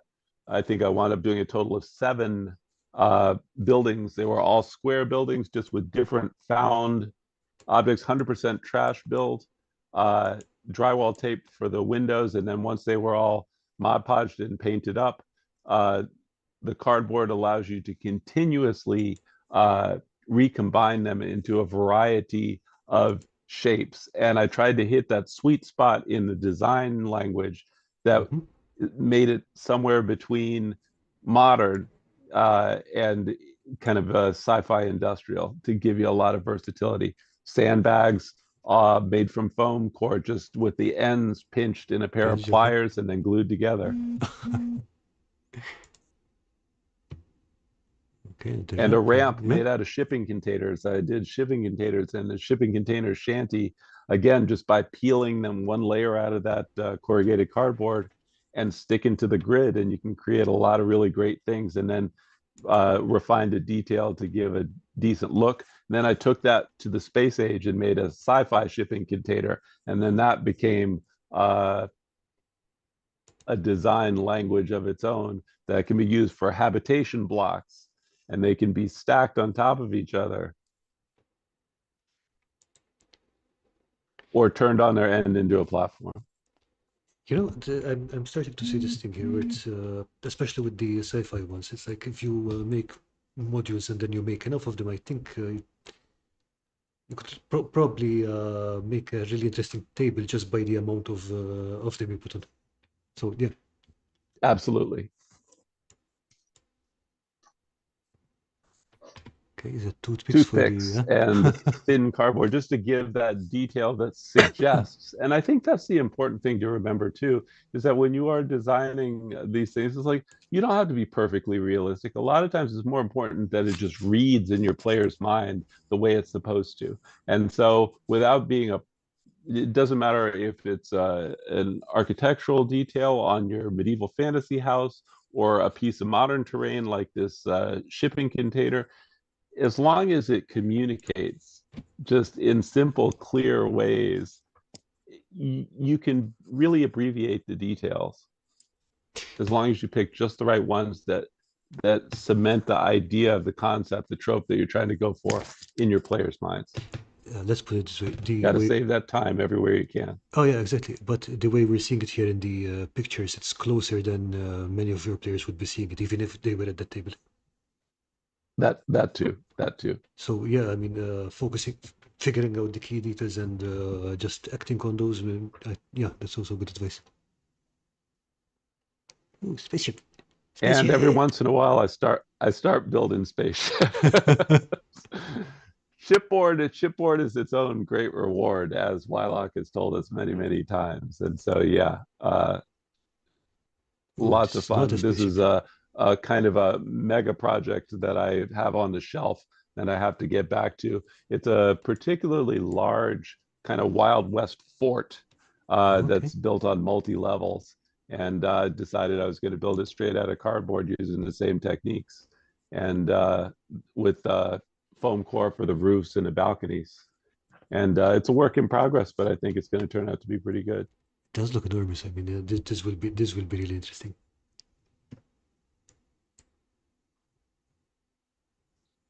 Okay, so let's see.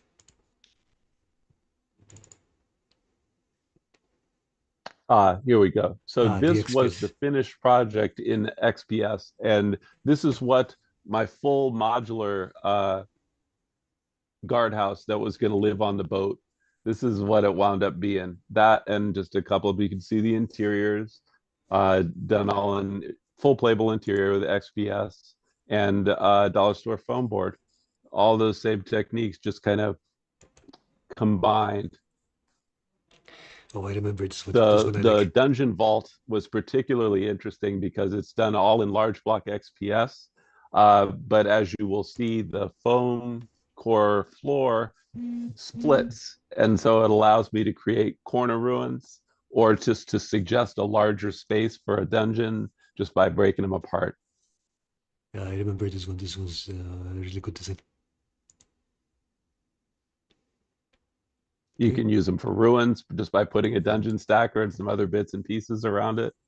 And again, as much versatility as I could possibly figure out how to pack in as little space as possible so that everything fit. I was even able to fit 4 of those L-shaped buildings down inside the box along with them. So it winds up being a nice compact package to do a lot of things for your gaming needs. All right.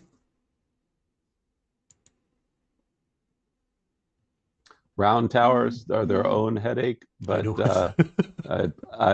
I've experimented with that as well. Yeah, I mean the for large round towers, the easiest way I found is still the you know laminating 2 pieces and then taping them around a barrel or something until the glue sets. Because Large block is really cool for quick construction because you basically, especially when you're just doing square buildings like that, you really can put it together. This is that magnetic basel box. And you can see the interiors where I designed those, and I used them again here on that church, which is also magnetic. Um, a window design where I cut the blocks in half that is something between a narrow window and a narrow slit. So it's just a good okay, generic, you can sit down and build 50 of those and have a whole box full of them. And when the time comes together to put them for a craft, you've got it together and you can just sort of put it together. That comes all apart into pieces and stores flat. It was an entire church and arcade, like that kind of a basilica style. And the whole thing breaks down.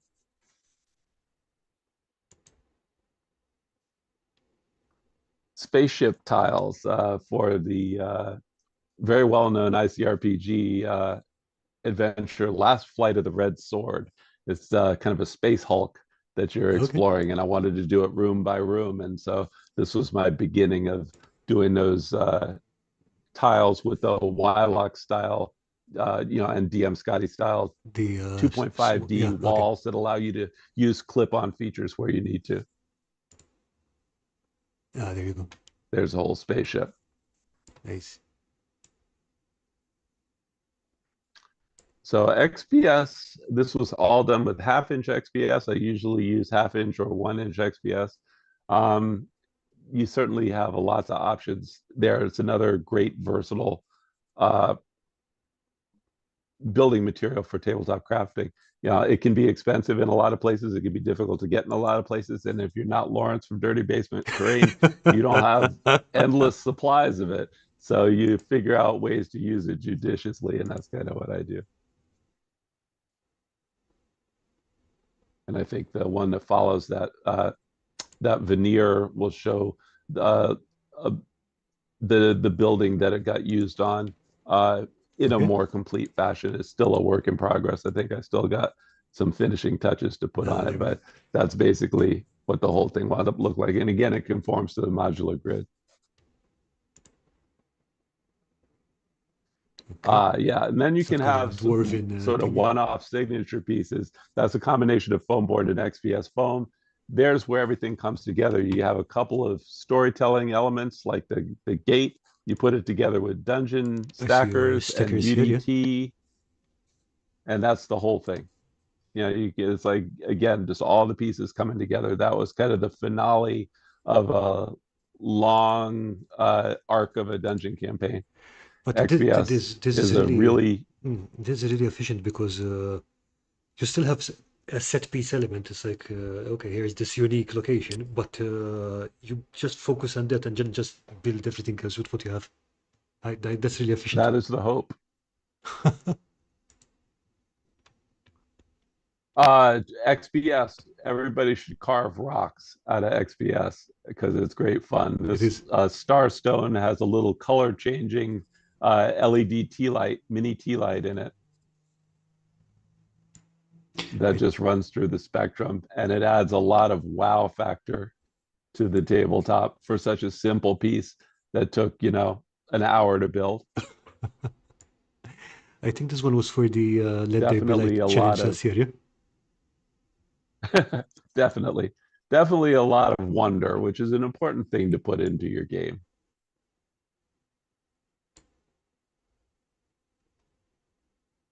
Okay, I And remember this one. again, thanks to Lawrence of Dirty Basement Terrain for hooking me up with Dungeons by Hand. These are the jigs that he reviewed on his channel, used to make these XPS foam columns, and then just simple 3-grade dry brushing after Mod Podge. Very simple, super useful, and they integrate perfectly with my UDT. Do you put some weight into them or something like that? Yeah, just one deck screw in the bottom once they Alright. were all done. That was all that needed to be done. It was very simple to get them looking good, and Nice. they are very steady on the tabletop.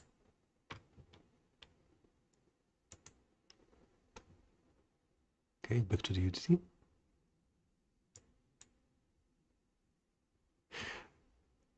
Question: Was there Wider any shot of the gate.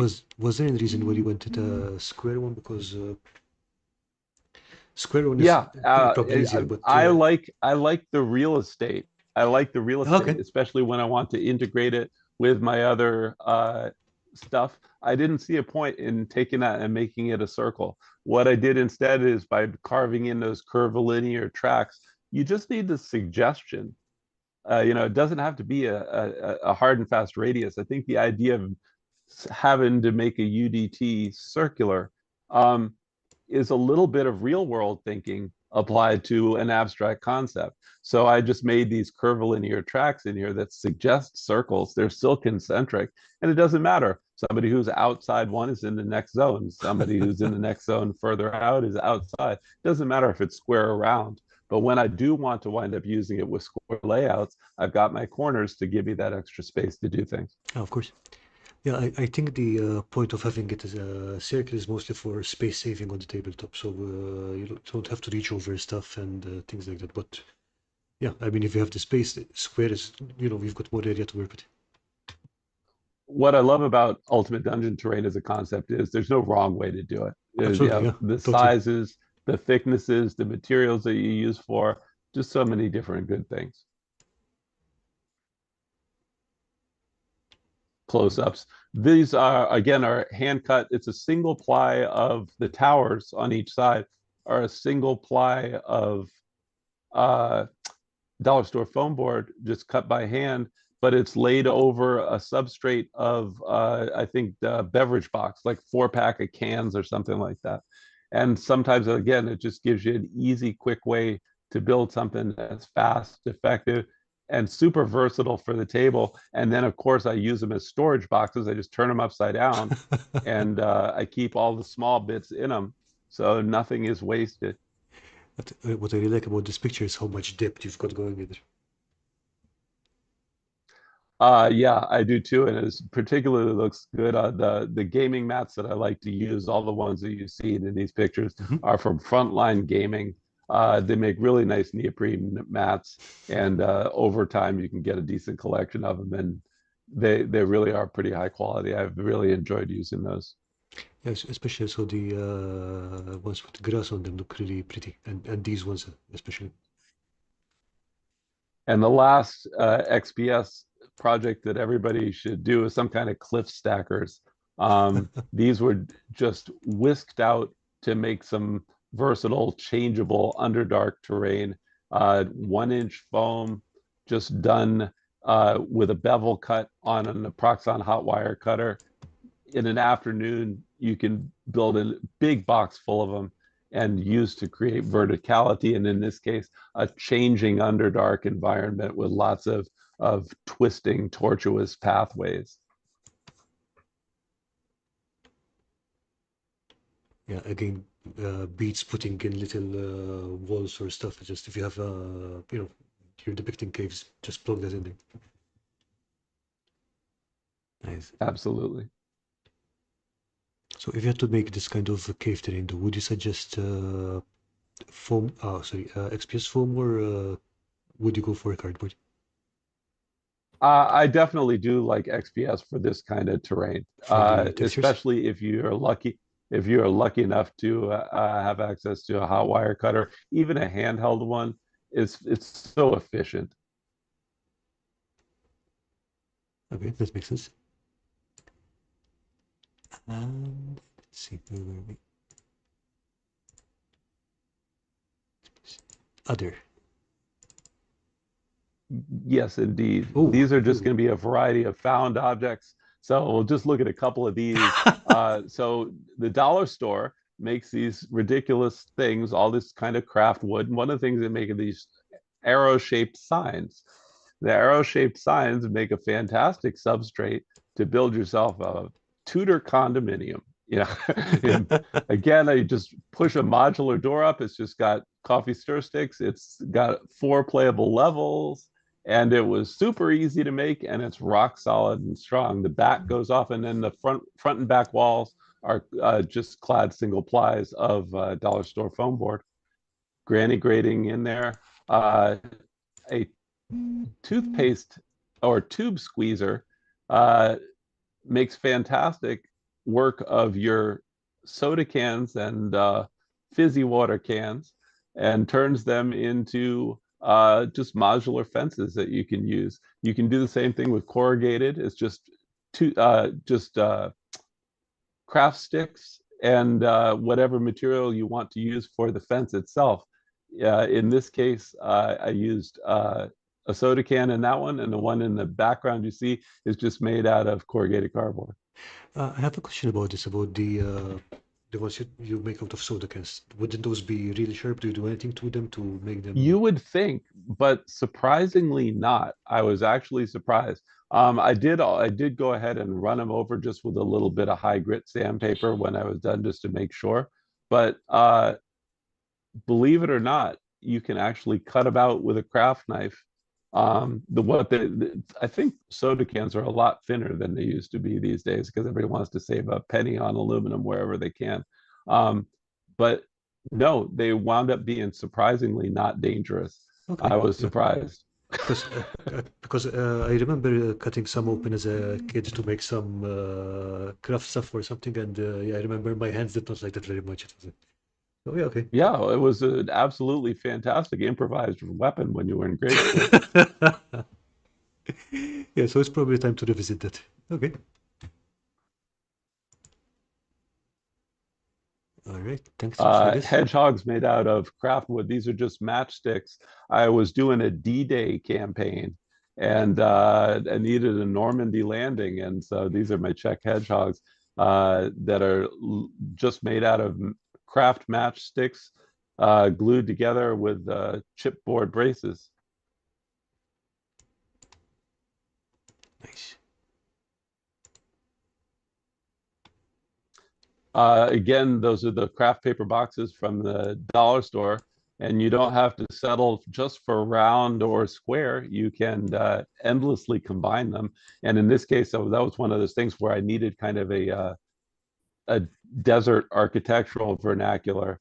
And in this case, once I used the drywall paste to give them a stippled texture, it wound up being, there you go, you can see it in the halfway stage like that.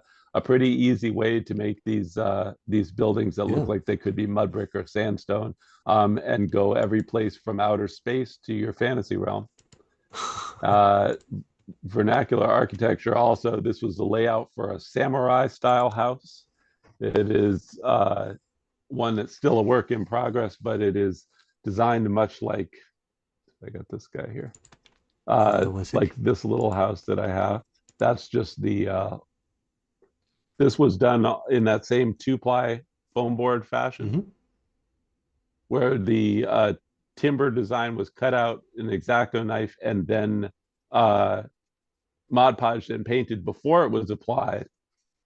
That saves on the care that you have to take when you're trying to get nice dark timbers on nice light stucco, and then just a cardboard roof done with corrugated cardboard.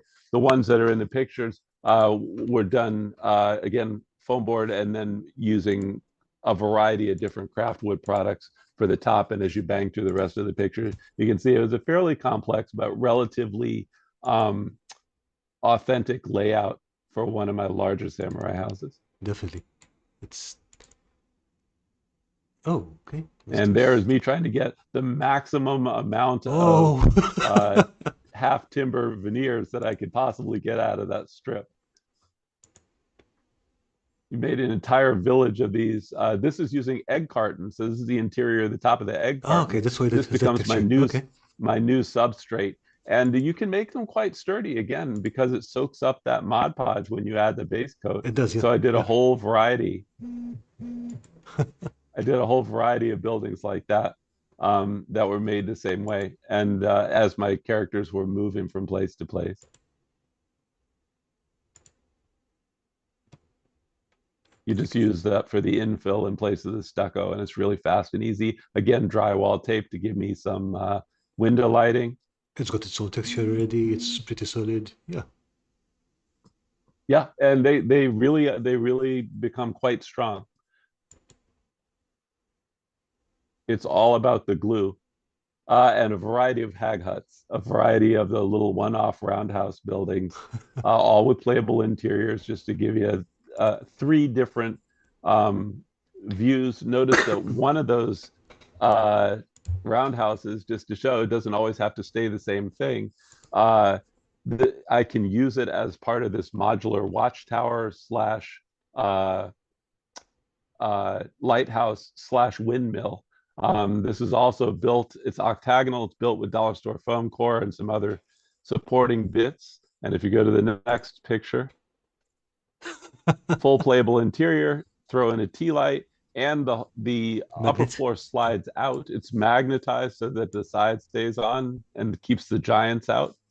And if you go to the next picture, you can see that when you get ready to put it away at the end of the night, everything just folds down nice and neat and fits in.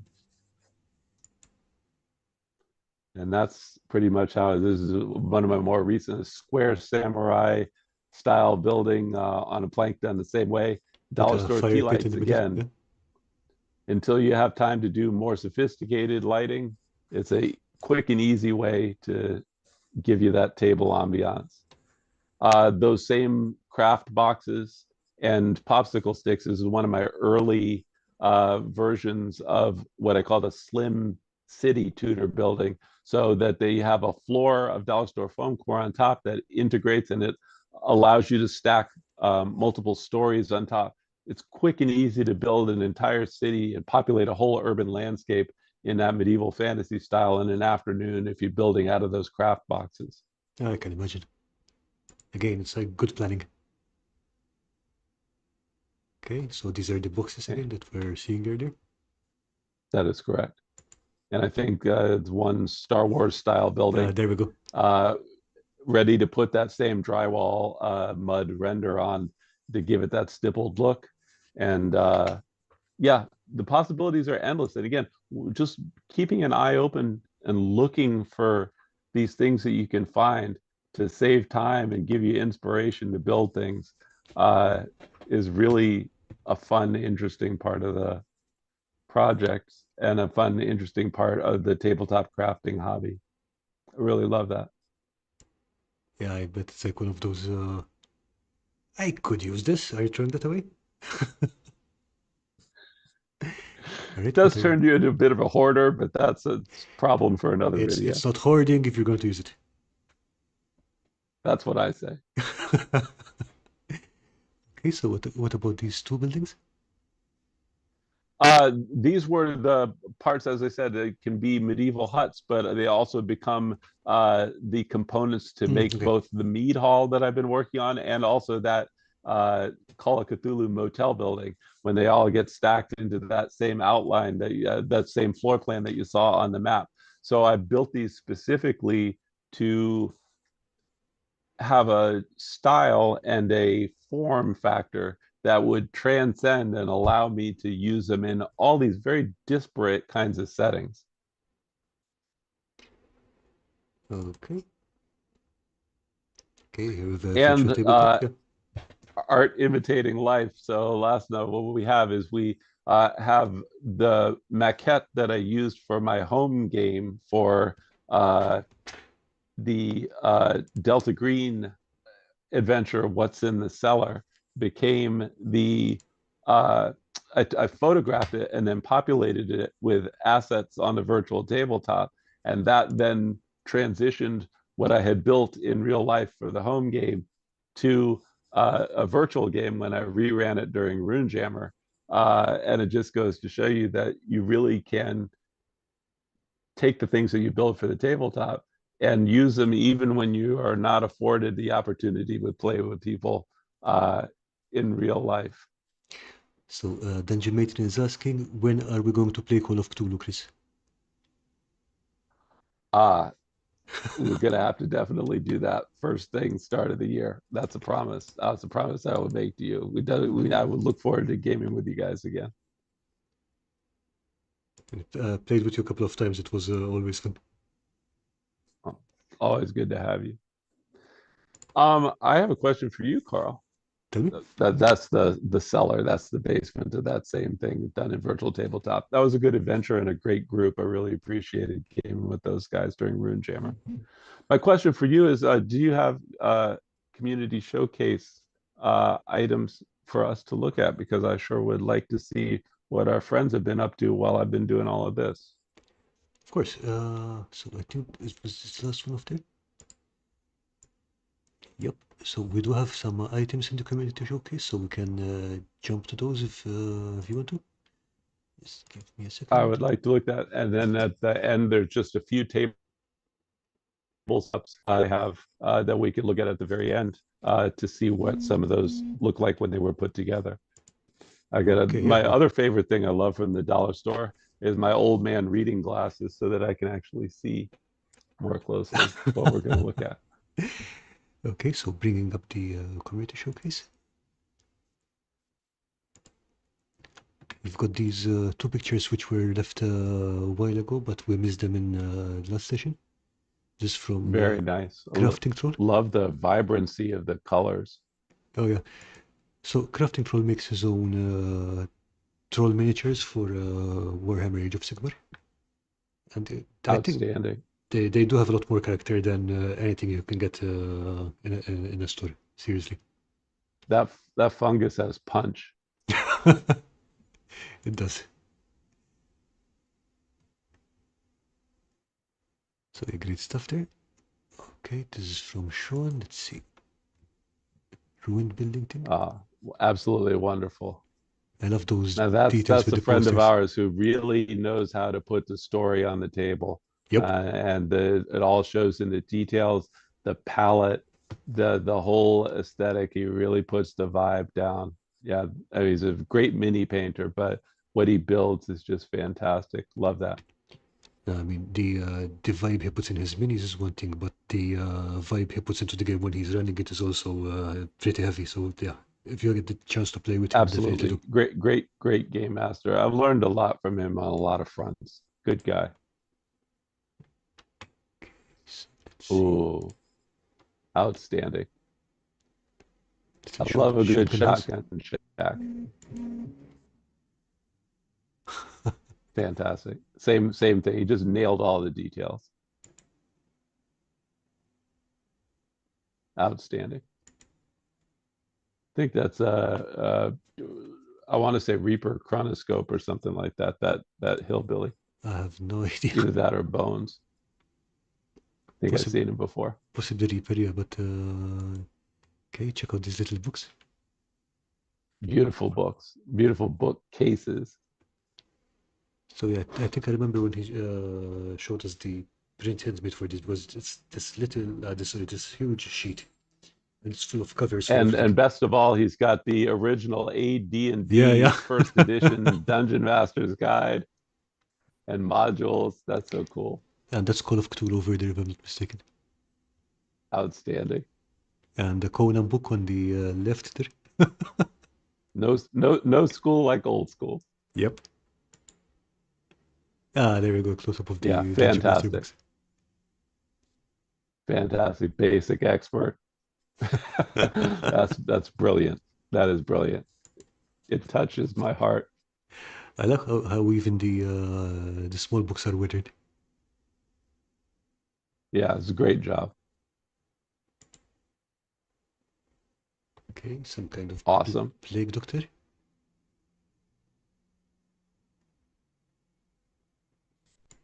Again, I really like how the muted colors, but it's got warmth to it. Great tree too. Yeah, I like the base on here. It's like a coffin with chains around it. Very nice. It reminds me of Django, the one with Franco Nero, I think. Not the Quentin Tarantino one. The one that came out in the 70s or 80s. Yes, indeed. Okay, zombies. So zombie, so messed up. Yep, All the viscera. Sean likes his zombies. Yes, he does. Yeah, Beautiful work there. that's a great Oh, shotgun shot. Really love that. there's more. Okay, someone being tortured at the wheel. Ah, I mean, the gore effects look really. 28 millimeter agony. Yeah, no, I think it's past agony at that point. I don't think he's home anymore. Okay, more zombies. Great, great work and great pictures.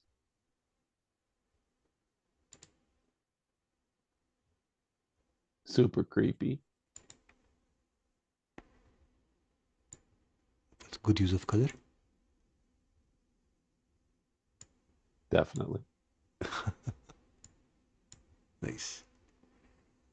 Okay, Earthman Brick, Big Ed, Boss Laird Banka. Brick. Hello, Okay, Steve. okay, I'm not sure what that is, but apparently it's also a dice tower. Look at all of that texture and Oh yeah, detail. Very nice. grime and detail and yeah. Ah, there we go. Okay. Shit, that thing Oh, must be for a huge. dice tower, nice. I love it.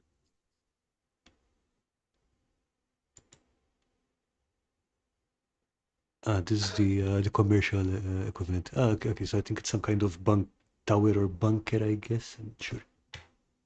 Well done. Well done. Yeah, definitely a lot Yeah. more character here. From the twisted mind of Earthman Brick. No, as this is a man who is lousy with creativity, and I really enjoy his YouTube videos. Okay, this was one from Stefano and Liam from Chimera Wargaming. Beautiful colors. I think we have to enlarge these a bit because no, that's all there is. It is actually the maximum size. Right on. Okay, but yeah, I think I've seen the video of this and definitely the conversion of done the painting, but it's an awesome build. Right on. Oh, Okay, wow. more from Earthman Brick. So again, original. Same kit with the Earthman Brick treatment. Really took it to the next level with all the finishing and details. That's a Really lot of texture nicely there. done. I like the overgrowth is something that you can really easily overdo, and that's done in chef's kiss fashion to be just right. Gotta love that. Well done. Okay, and I think that's actually the last one in the community showcase for today. So we can get back to your images. Sec. Excellent work from Yeah, some talented beautiful people. work, everyone. The last thing I have for you should be the final directory that just has the table setups in it, just to take a look at what everything looks like when it's all put together in more or less integrated fashion. Okay, as we're going over these, would you like to share some wisdom with us? So if you had like one piece of game mastering advice or one piece of gaming advice, what would that be? My one piece is to, when you sit down with somebody virtually or otherwise to play that game, Mm-hmm. bring everything you got to the table. Uh, the game master's vision and energy is absolutely quintessential. You know, RPGs are a social hobby, and it is really more like running the hosting a cocktail party than it is like doing anything else.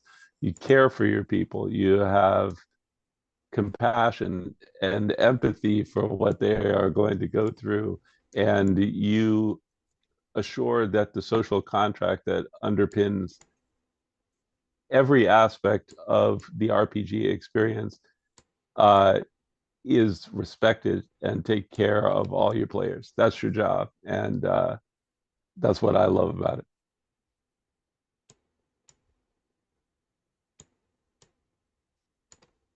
My Okay.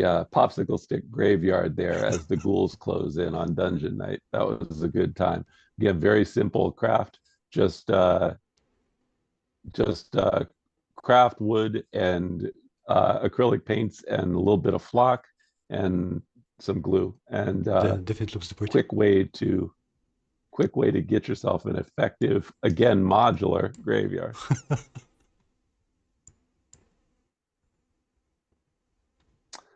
Sand skiffs. Right. Stellarian Games is the channel that had this kind of sailing ship for the desert. And so I took my own. This is craft wood, including bamboo. Skewers. The main bit is the bamboo skewers with those kind of sail shaped tabs on there, and a little bit of jute twine and some dowels. And the masts are magnetized, and then of course I have All right. sails that go on it as well. The masts are magnetized, so they come down and make it easy to store too. Simple, cheap craft, super fun, and boy, did it add a lot of punch to the game to have Yeah, I can a imagine. way when these are my tired party of desert adventurers was able to pirate a couple of these and have the last leg of their journey uh, being borne by the wind. It was a big night. This was just before they got to the desert. This was when they were headed to the seashore from their green pastures of their homeland across the Emerald Sea in Alfheim.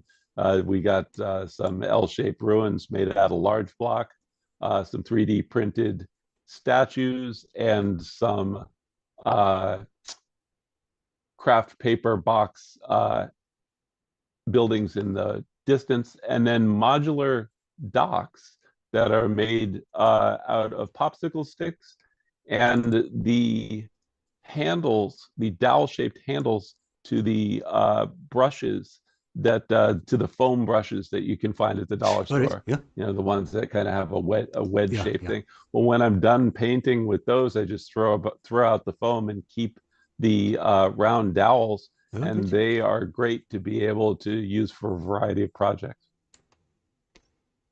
Okay. Frontline Gaming's Matt again really sells it. Just out of curiosity, what is the this little guy here? Is it like a dog or a goblin or something? Ah, that is a not just a goblin; it's a goblin youth. That is Morph the Great. Morph the Great was a foundling NPC who joined our game, who has turned into uh, one of the deadliest adventurers in all of Alfheim. Okay, you'll have to tell us the story behind that something. Yeah, great. I love goblins. That was waiting for them on the other side of the Emerald Sea. That was the complete setup, which used those rocks that you saw, Mm-hmm. used the foam board sloop, used the craft paper boxes with the drywall paste for the buildings, and the buildings to the left with the terracotta roofs that are timbered are done super fast speed build. When I said, oh, I need some beach houses, super fast speed build just out of corrugated cardboard, nothing else. All right. Drywall tape for the windows. It was a good night. As your standard rolled foam board for the building behind, but that is one of my favorite minis. That is Clarence the Brain Horror. He has turned out to be a major villain in my campaign, and is just good times all. And like I said, every once in a while, I'll spend a little time to make a halfway decent mini uh, instead of the terrain because Clarence is special. It looks kind of friendly in a strange way. Okay, here's the There's mimic again. the close up of the church battle where the rogue made it into the tower to secure the MacGuffin and got mimicked. That's really, the transition is really good there on the blue and the purple. I was pretty happy with that one. Like I said, I'm not a super good mini painter, and I figure most of my bang for my buck is done on the terrain, but every once in a while you have just the right ones.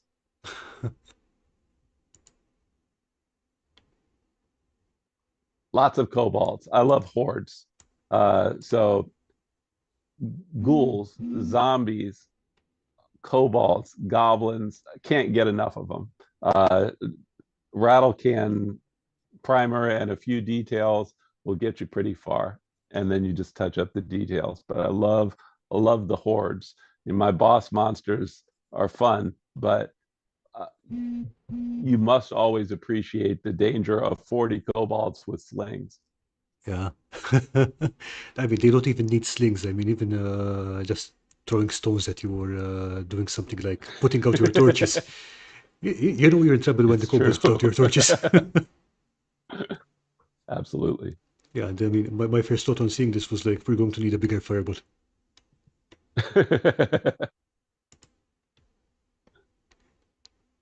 Ew. Ah, one of these signature creatures from uh, Index Card RPG is the almighty Agnar. The All Mouth is basically an elephant-sized ball of teeth, and it has a superb ability to camouflage. And of course, I had no way to find a miniature that would do justice to this concept that Brandish Gilhelm had put together.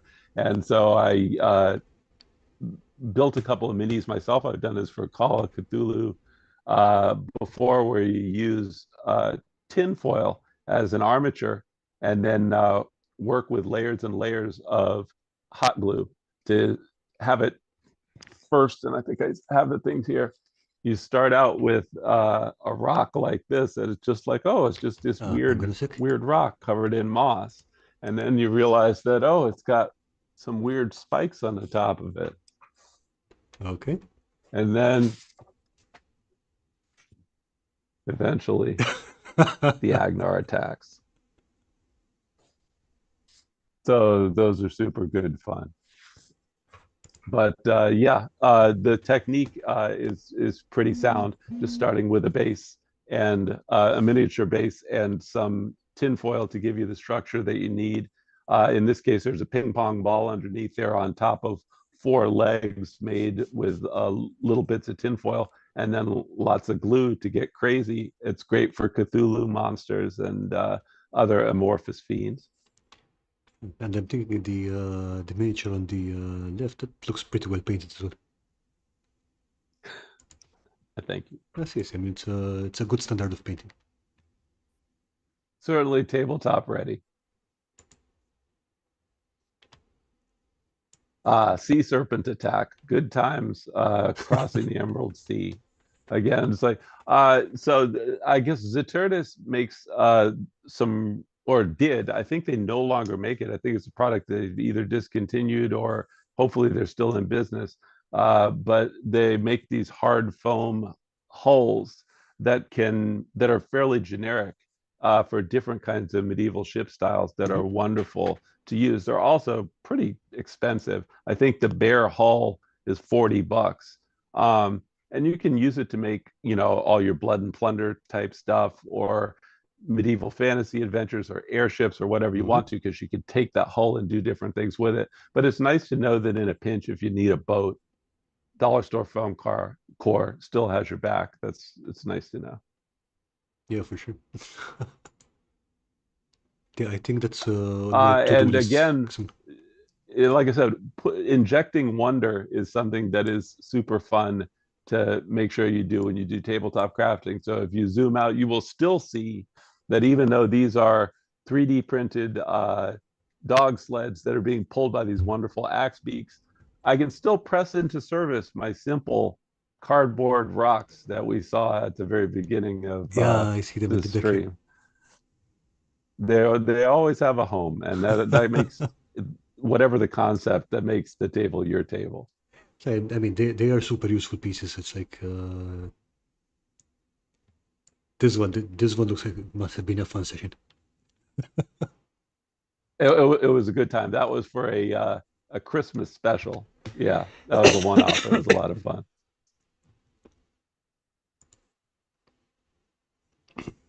Those are those quick build beach houses sitting on top of simple blocks. Again, all the same techniques you've seen before, modular buildings in the far distance, made with craft boxes and dollar store foam board, and then that wonderful frontline gaming mat to tie it all together.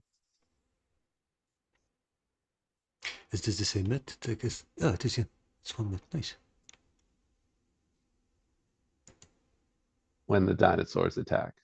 Okay, it's like it seems to be the same location. Something.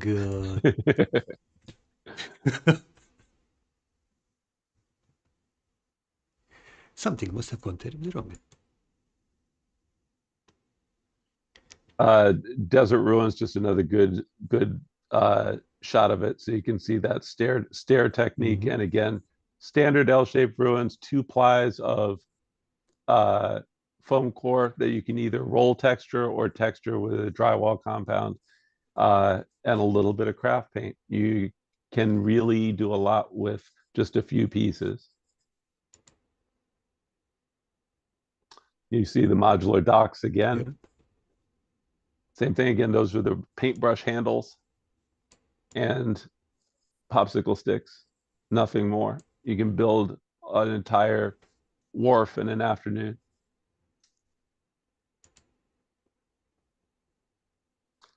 Dungeon stackers in combination with some specialty pieces, mostly made from offcuts and leftovers from projects, all XPS foam. Popsicle stick for the wooden bridge across the lava.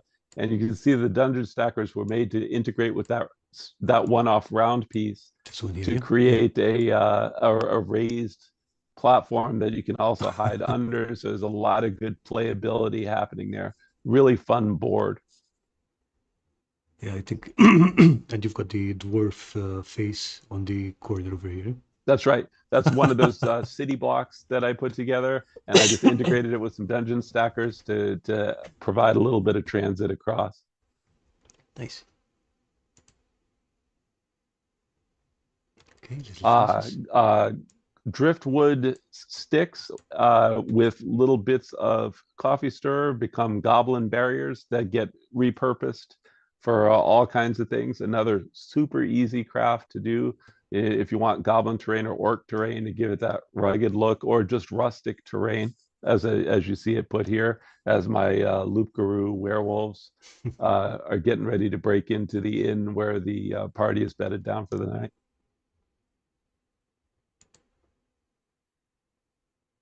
Okay, again, it's a couple of simple pieces, more but this is the same. corner ruins just set up. I had a nice little night haunt attack. I mean, such simple, useful, efficient pieces, cheap, store well. They're rugged, just great. You can configure them to create line of sight blocking, partial cover, all kinds of things like that. Thinking about the playability that you build into the piece as you craft it just pays tremendous dividends in the end when it hits the table. Yeah, I mean, you've got 2 pieces of terrain plus 3. That's 5 pieces of terrain, but with the mat and everything, it really sets a whole scene going. So it is very efficient. It's a nice bit of immersion. Yeah. That's the finished product for those Nordheim style kind of alpine chalets. that's the two-ply technique with stucco substrate, I beg your pardon, with egg carton substrate, All right. and then foam core layers on top for the timbers and the stone foundation. And that's thin cardboard from soda can cases for the roof applied in For the shingles. shingles, all right. Very simple, Nice. but a lot of bang for the buck on the table. Okay, There's on my the sci-fi terrain. Yeah. my nesting sci-fi buildings, those industrial buildings that were the cardboard trash builds in a Fall of Arnor setting, of another landmark ICRPG adventure, along with some industrial buildings. They got a sawtooth factory over there Yeah, I and see it. a landing platform. And again, the dungeon stackers, there's always a place for them to build a broken bridge. What are these metallic bits around here? They look really interesting. Oh, those are 3D printed and they are part of a dwarven brewery.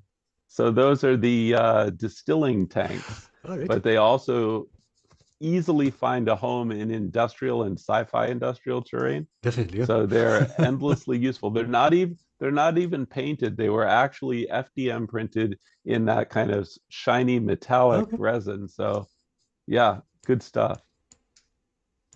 nice. I see a little shack on the roof here that's also modular, I'm guessing, yeah? Yes, it is. Exactly so. So it stores inside when it's done, but it gives you that little extra bit. And it Okay. also lets you alter the map. So you get your roof access hatch. Okay, this is the There boss is the area. overview of stackers with XPS set piece and XPS UDT all integrated. Just so you can see how when you take the pieces, you've taken the time, you made the simple investment to build the bits, how it all comes together. Yeah, good stuff. And you also can see the concentric patterns that I used, just Oh, yeah. carved by hand, uh, to suggest the grid, but and suggest the ranged areas, but still not fracture the immersion. Yeah. I think that's important. You don't want to have something that obvious in the middle of it. But this is a good way to do it. Oh, Corrugated cardboard. This was another big finale night when the party had made it through the Underdark, and these are just corrugated paper rolled in a tube and glued onto craft wood discs with just a little bit of ballast inside, a quick three-color dry brush, and you've got yourself some fluted fluid columns. columns. Yeah, that's genius. I love that. Okay, in the I think the meantime, table in the center is that thing that keeps the pizza box off the cheese. yeah, I think it might be. Yeah, looks like it. Hey, it's table sized. It's table shaped. And the You never this know. You yeah never know what you're going to find. this fluted column idea, I'm definitely going to have to steal.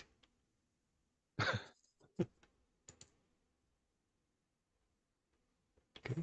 Uh, Again, craft paper roundhouse that's done with egg carton, squares cut and done in kind of a leopard spot Mm-hmm. pattern there. It uses a dollhouse shingle for the door. It's got a fully playable interior, and I actually made roof joists with popsicle stick. You can see peeking out there Yeah. Okay. I see them here. that support that. Then I applied to get that very whimsical roof shape. I applied thin XPS, milled off a larger block and textured it with a wire brush before painting. Okay. That's a paper straw and a little bit of paper to make that The chimney at the back. Yeah. stovepipe chimney. Yeah. And there's Clarence.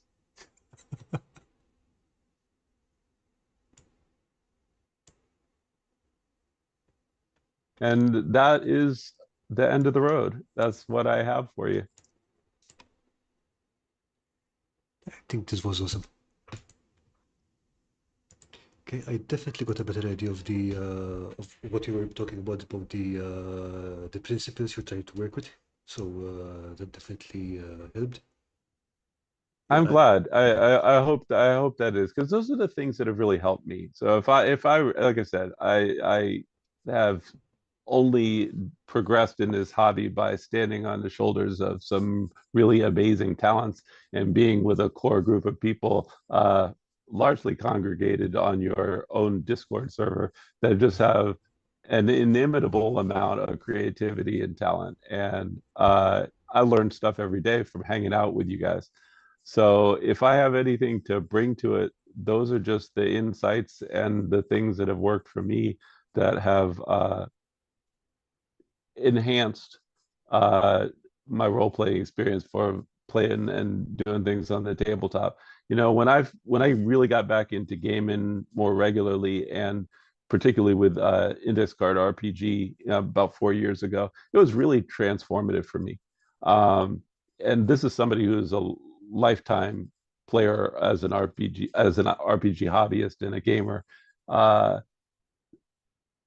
I've gotten a chance, especially playing online in the last 2 years, to meet people across the globe and get a chance to interact with so many, you know, being involved with RuneJammer to get a chance to host games for and to just play alongside so many different people. And it has been a great experience to be able to do all of that. And preparing things for the table or even VTT assets, you know, like that as a game master presenting and hosting games really gives you a chance to reach out and connect.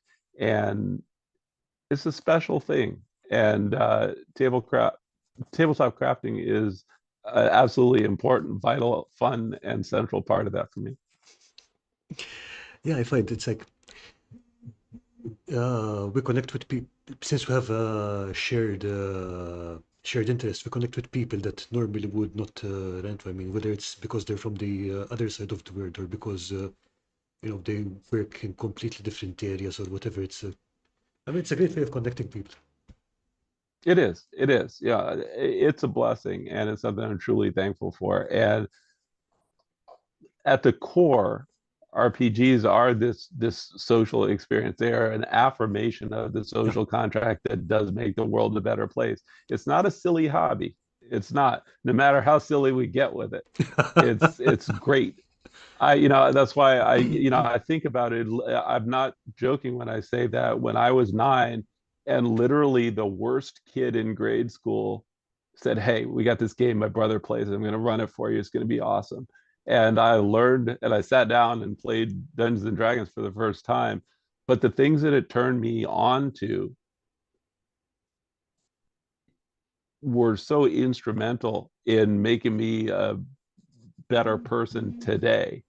And it's like, that's why I'm happy to share that with my daughter. I make it part of her homeschool. It's like, Right. as like these are things that I think have so much value in how we connect with others and the things that we learn about the world, about history, about ourselves.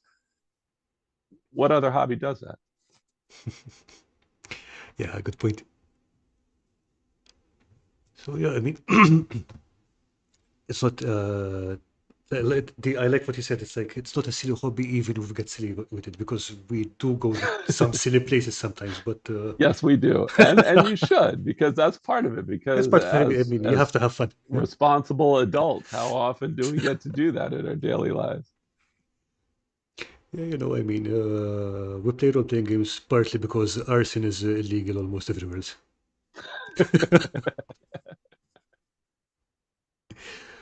Absolutely. Yeah, but joking aside, it's a fantastic way of meeting and having fun with a lot of really interesting people. Okay, so Chris, apart from your two publications coming up, do you have any upcoming plans? Um, No, I'm going to be focusing on those two things. As I said, Omnisumbra should be out by the end of the month. And as I said, keep an eye out on Karl's Discord server and on the Kane's Kiln Discord server for news about that. I hope people find it useful when it's out. Uh, I'm hoping early 2024, Munib's Menagerie, the bestiary for ICRPG gets released. Finish the art on that. And we are still planning on having a Rune Jammer 2024 next summer, a free online gaming event where all people from around the world can try out some systems that they will enjoy and meet some cool people who will run some one-of-a-kind games. And I'm hoping to be involved with that again next year. Okay, again, if you want to drop links to that on the Discord when it's going to happen, I'll be happy to spread them out even on the channel and stuff like that.